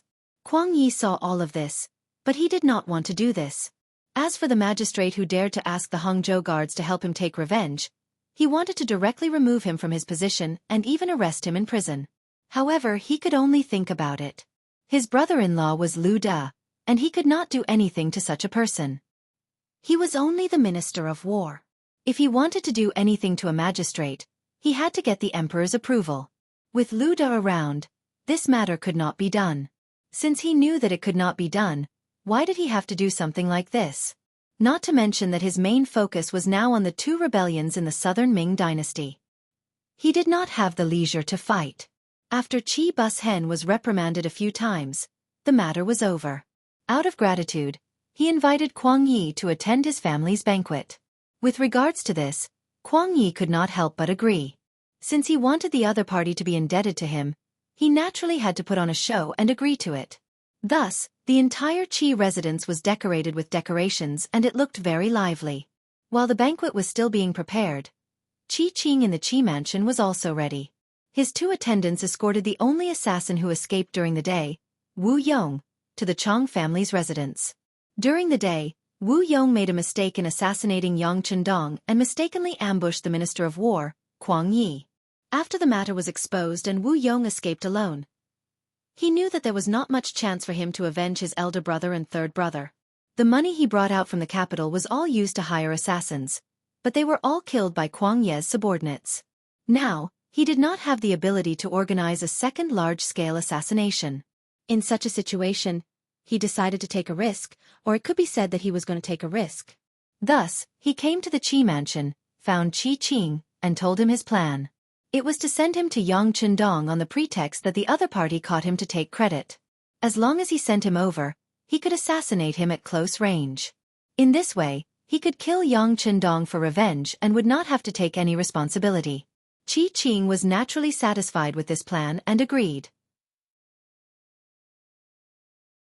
Qi Qing thought that even if Wu Yong failed the assassination, it would have nothing to do with him. In fact, he would have the credit of catching him and sending him over. On the other hand, if Yang Chendong died, Wu Yong would be killed as well. In this way, it would have nothing to do with him. Why wouldn't he be happy to do this kind of thing where he was the good guy? After sending Wu Yong out, he just waited for the good news in the mansion. Back to the Chong family's residence. Wu Yong was actually captured and sent over alive. Yang Wu, who was in charge of security, personally received Qi Qing's two attendants. According to them, Wu Yong had intended to assassinate Qi Qing in order to frame the Duke of Zhongdan. However, Qi Qing's title of Hangzhou Divine Fist was not for nothing. He had unexpectedly counterattacked. After figuring out Wu Yong's identity, he had sent Wu Yong away. He said that everything that had happened in Xinglong restaurant was a misunderstanding. Wu Yong's action was to clear up the misunderstanding and mend their relationship. Of course, all of this was Wu Yong's idea. The two attendants listened to their master Qi Qing's words and came to take credit. After Yang Wu asked everything, he asked the two attendants to wait for a while. He would report this to the Duke of Zhongdan. At that time, they would be rewarded. Wu Yong was tied up tightly and searched from head to toe. After confirming that there was no threat on him, he was sent to the inner courtyard under the escort of Tu Lang Feng. Yang Chendong, who had heard the news, was already on his way here. Wu Yong was once the second in command of the Black Water Gang. When the Black Water Gang was destroyed, this person escaped. Then, he tried to assassinate him again and again, which made Yang Chendong a little angry. Originally, he thought that since this person was famous for his strategy, it would not be easy to catch him. He did not expect that he would be sent to his door. Yang Chendong certainly wanted to take a good look at this person and see how smart he was and what kind of ability he had. In the side hall of the backyard, Wu Yong was forced to kneel on the ground by Tu Lang Feng. Then the door curtain was lifted and Yang Chendong, dressed in green, strode out.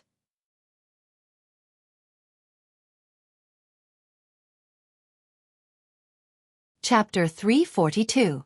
The moment Yang Chendong appeared, the kneeling Wu Yong struggled with all his might.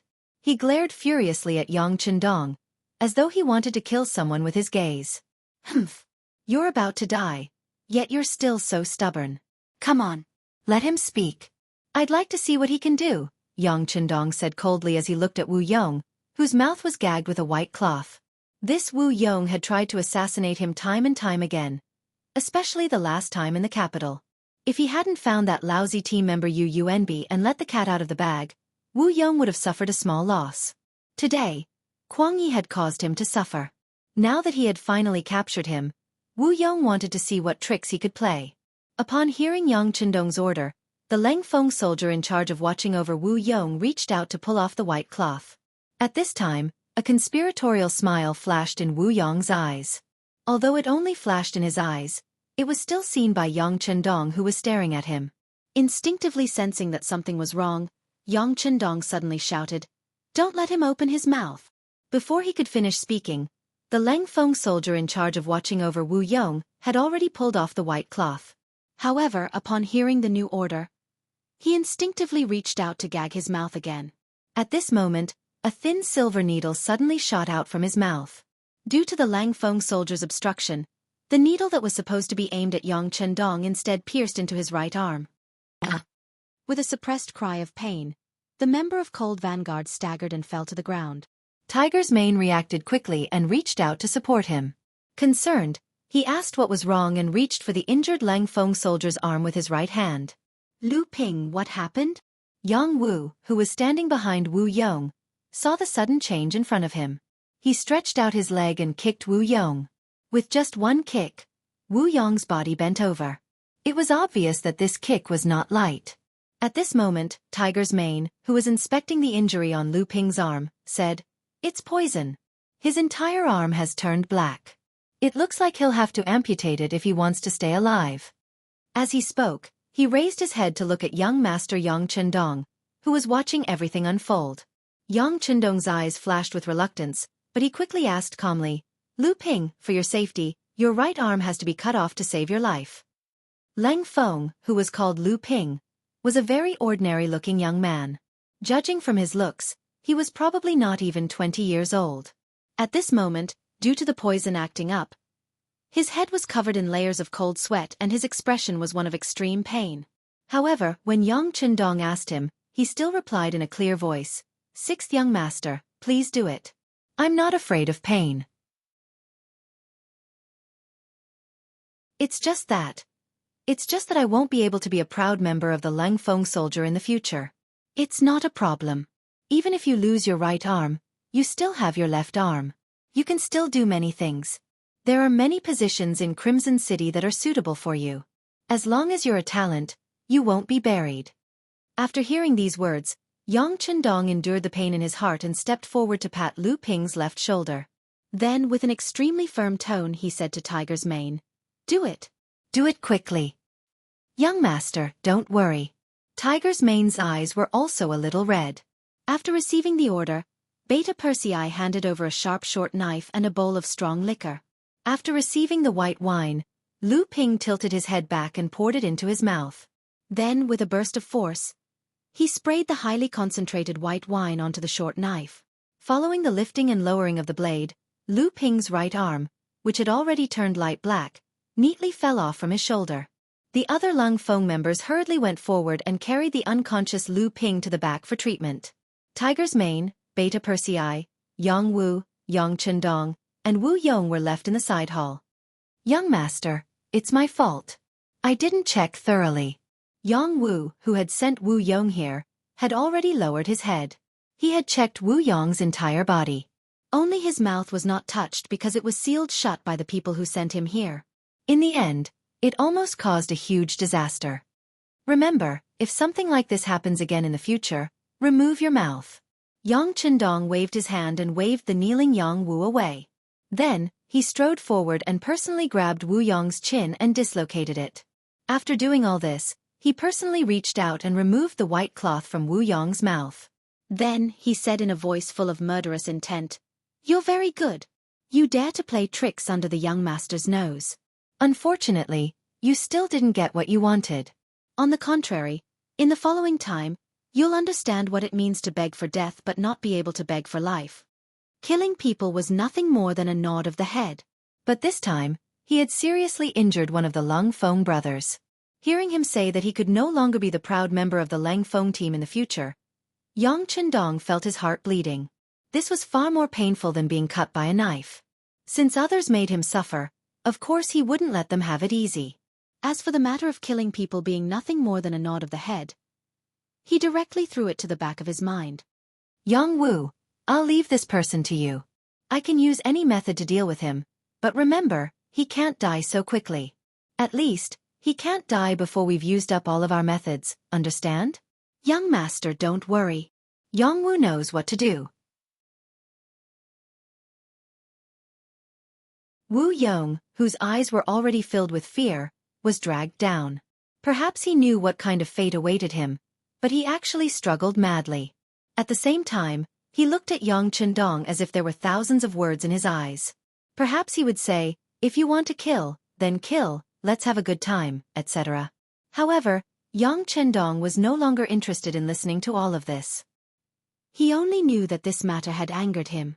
If he didn't vent his anger, he was afraid that he would suffocate to death. Investigate?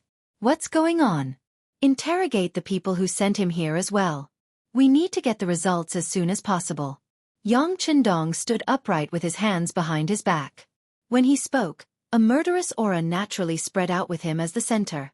Tiger's mane, Beta Persei, and Yang Wu at the side didn't dare to be negligent. They turned around and left. Soon, the two attendants of Qi Qing who had sent Wu Yong here were crying for their parents. After a while, Tiger's mane returned, but the news he brought back was not very good. Young master, those two people didn't know. When they saw Wu Yong, he was already tied up. Then Qi Qing arranged for them to send him here. No evidence. Yang Chendong nodded gently. Forget it. Since there's no evidence, then there's no need for evidence. Gather the men and follow me to the Qi residence to arrest him. When he said this, Yang Chendong's expression had already calmed down. For others, it was simply impossible to go to the local magistrate's residence to arrest someone without any evidence. However, when it came to Yang Chendong, everything became possible. As Lu Ping said, the members of the Cold Vanguard team should be proud. If such a proud person suffered a big loss, as the master, if he couldn't get back at them, then he wouldn't be able to lead them in the future. The Qi residence. The banquet continued. Perhaps it was because Hangzhou cuisine was originally relatively light, or perhaps it was because of Kuang Ye's presence, this banquet didn't have many toasts. For Qi Bus Hen, Kuang Ye's presence was already enough to explain everything. At least, everything else was secondary. Therefore, he didn't drink too much during the banquet. He only toasted Kuang Yi 3 times and that was it. The banquet wasn't lively, but just as it was about to end, it suddenly became lively. Suddenly, there was a commotion outside the Qi residence. Then there was the sound of the main door crashing to the ground, followed by the sound of footsteps. What's going on? Qi Bus Hen, who was sitting in the banquet, heard the commotion outside and his eyes immediately darkened. The Minister of War was in his residence today. Who was so blind to make a scene? It was really embarrassing for him. When the housekeeper saw that his master was angry, he had already turned around and walked out. However, before he could figure out what was going on, he saw a black shadow appear in front of him. Then, he felt a pain in his stomach and was sent flying. With a plop, he flew 3 to 4 meters in the air and landed in the main hall where the banquet was being held. The commotion outside had already attracted everyone's attention. Suddenly, the housekeeper of the Qi residence was kicked back into the main hall. Out of instinct, Guan Ying and Tong Qiao both stood up from their seats. The guards behind them also drew their steel swords. Bang! A sudden gunshot rang out and hit the roof of the main hall. This shot caused the guards who wanted to rush out to stop in their tracks. Everyone was panicking at this moment, except for Kuang Yi who was still sitting in his seat. He only raised his head to look out the window the moment the gunshot was heard. The person who fired the shot was Yang Chendong. When the gunshot rang out, he had already strode into the banquet hall. At this moment, his gaze met Kuang Ye's. Then, a smile appeared on his originally calm face. Lord Qi, I'm sorry to have disturbed your refined mood. It's just that I had no choice but to come here today because... He suddenly pointed his gun at Magistrate Qi Bus Hen, who was sitting at the host's seat. Because someone wanted to kill me and almost succeeded. I have no choice but to seek an explanation for this matter. Yang Chendong's sudden action caused the originally noisy hall to instantly quieten down. Qi Bus Hen, who had already stood up and wanted to criticize Yang Chendong, fell back into his chair with a plop. Then, his face turned pale and his expression changed drastically. Qi Bushen was studious when he was young. He was indeed proficient in the teachings of Confucius and Mencius. Usually, official words came out of his mouth as soon as he opened it. Occasionally, when he spoke about righteous matters, he would be impassioned and make people urinate. However, all of this was based on a theoretical foundation. When faced with a choice of life and death, his mind was already blank. At this moment, he was not thinking about the principles of the saints. He was thinking about whether the gun could shoot bullets and whether it could really kill him.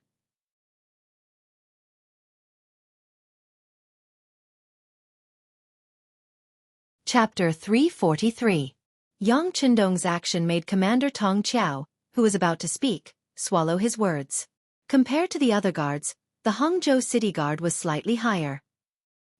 He had long heard of the Duke of Loyalty and Courage. He had heard that not long ago, Baiming's Minister of Justice, Yu Shiyue, had been dragged down by this person and his entire clan had been implicated. Such a ruthless person was not someone a rank 3 general could afford to offend. Guan Ying, on the other hand, took a step forward when the atmosphere in the hall suddenly became heavy. When no one spoke, his expression didn't change. Duke of Loyalty and Courage? What are you doing? Please understand the situation. This is the Southern Ming Dynasty's Hangzhou, not Baiming's capital. It is also not your Yang family village or Chang family villa. Lord Qi is the prefect of Hangzhou and a rank 4 official personally appointed by the emperor. He is. This duke did not say that I wanted to kill him, but his younger cousin wanted to plot against me. Fortunately, the mercenaries reacted quickly and did not let the other party succeed. However, because of this he lost an arm. Qi Qing must give an explanation for this matter. Tiger's Mane, take the thing out. Yang Qindong signaled to Tiger's Mane behind him as he spoke. Tiger's Mane nodded and placed the severed arm on the table.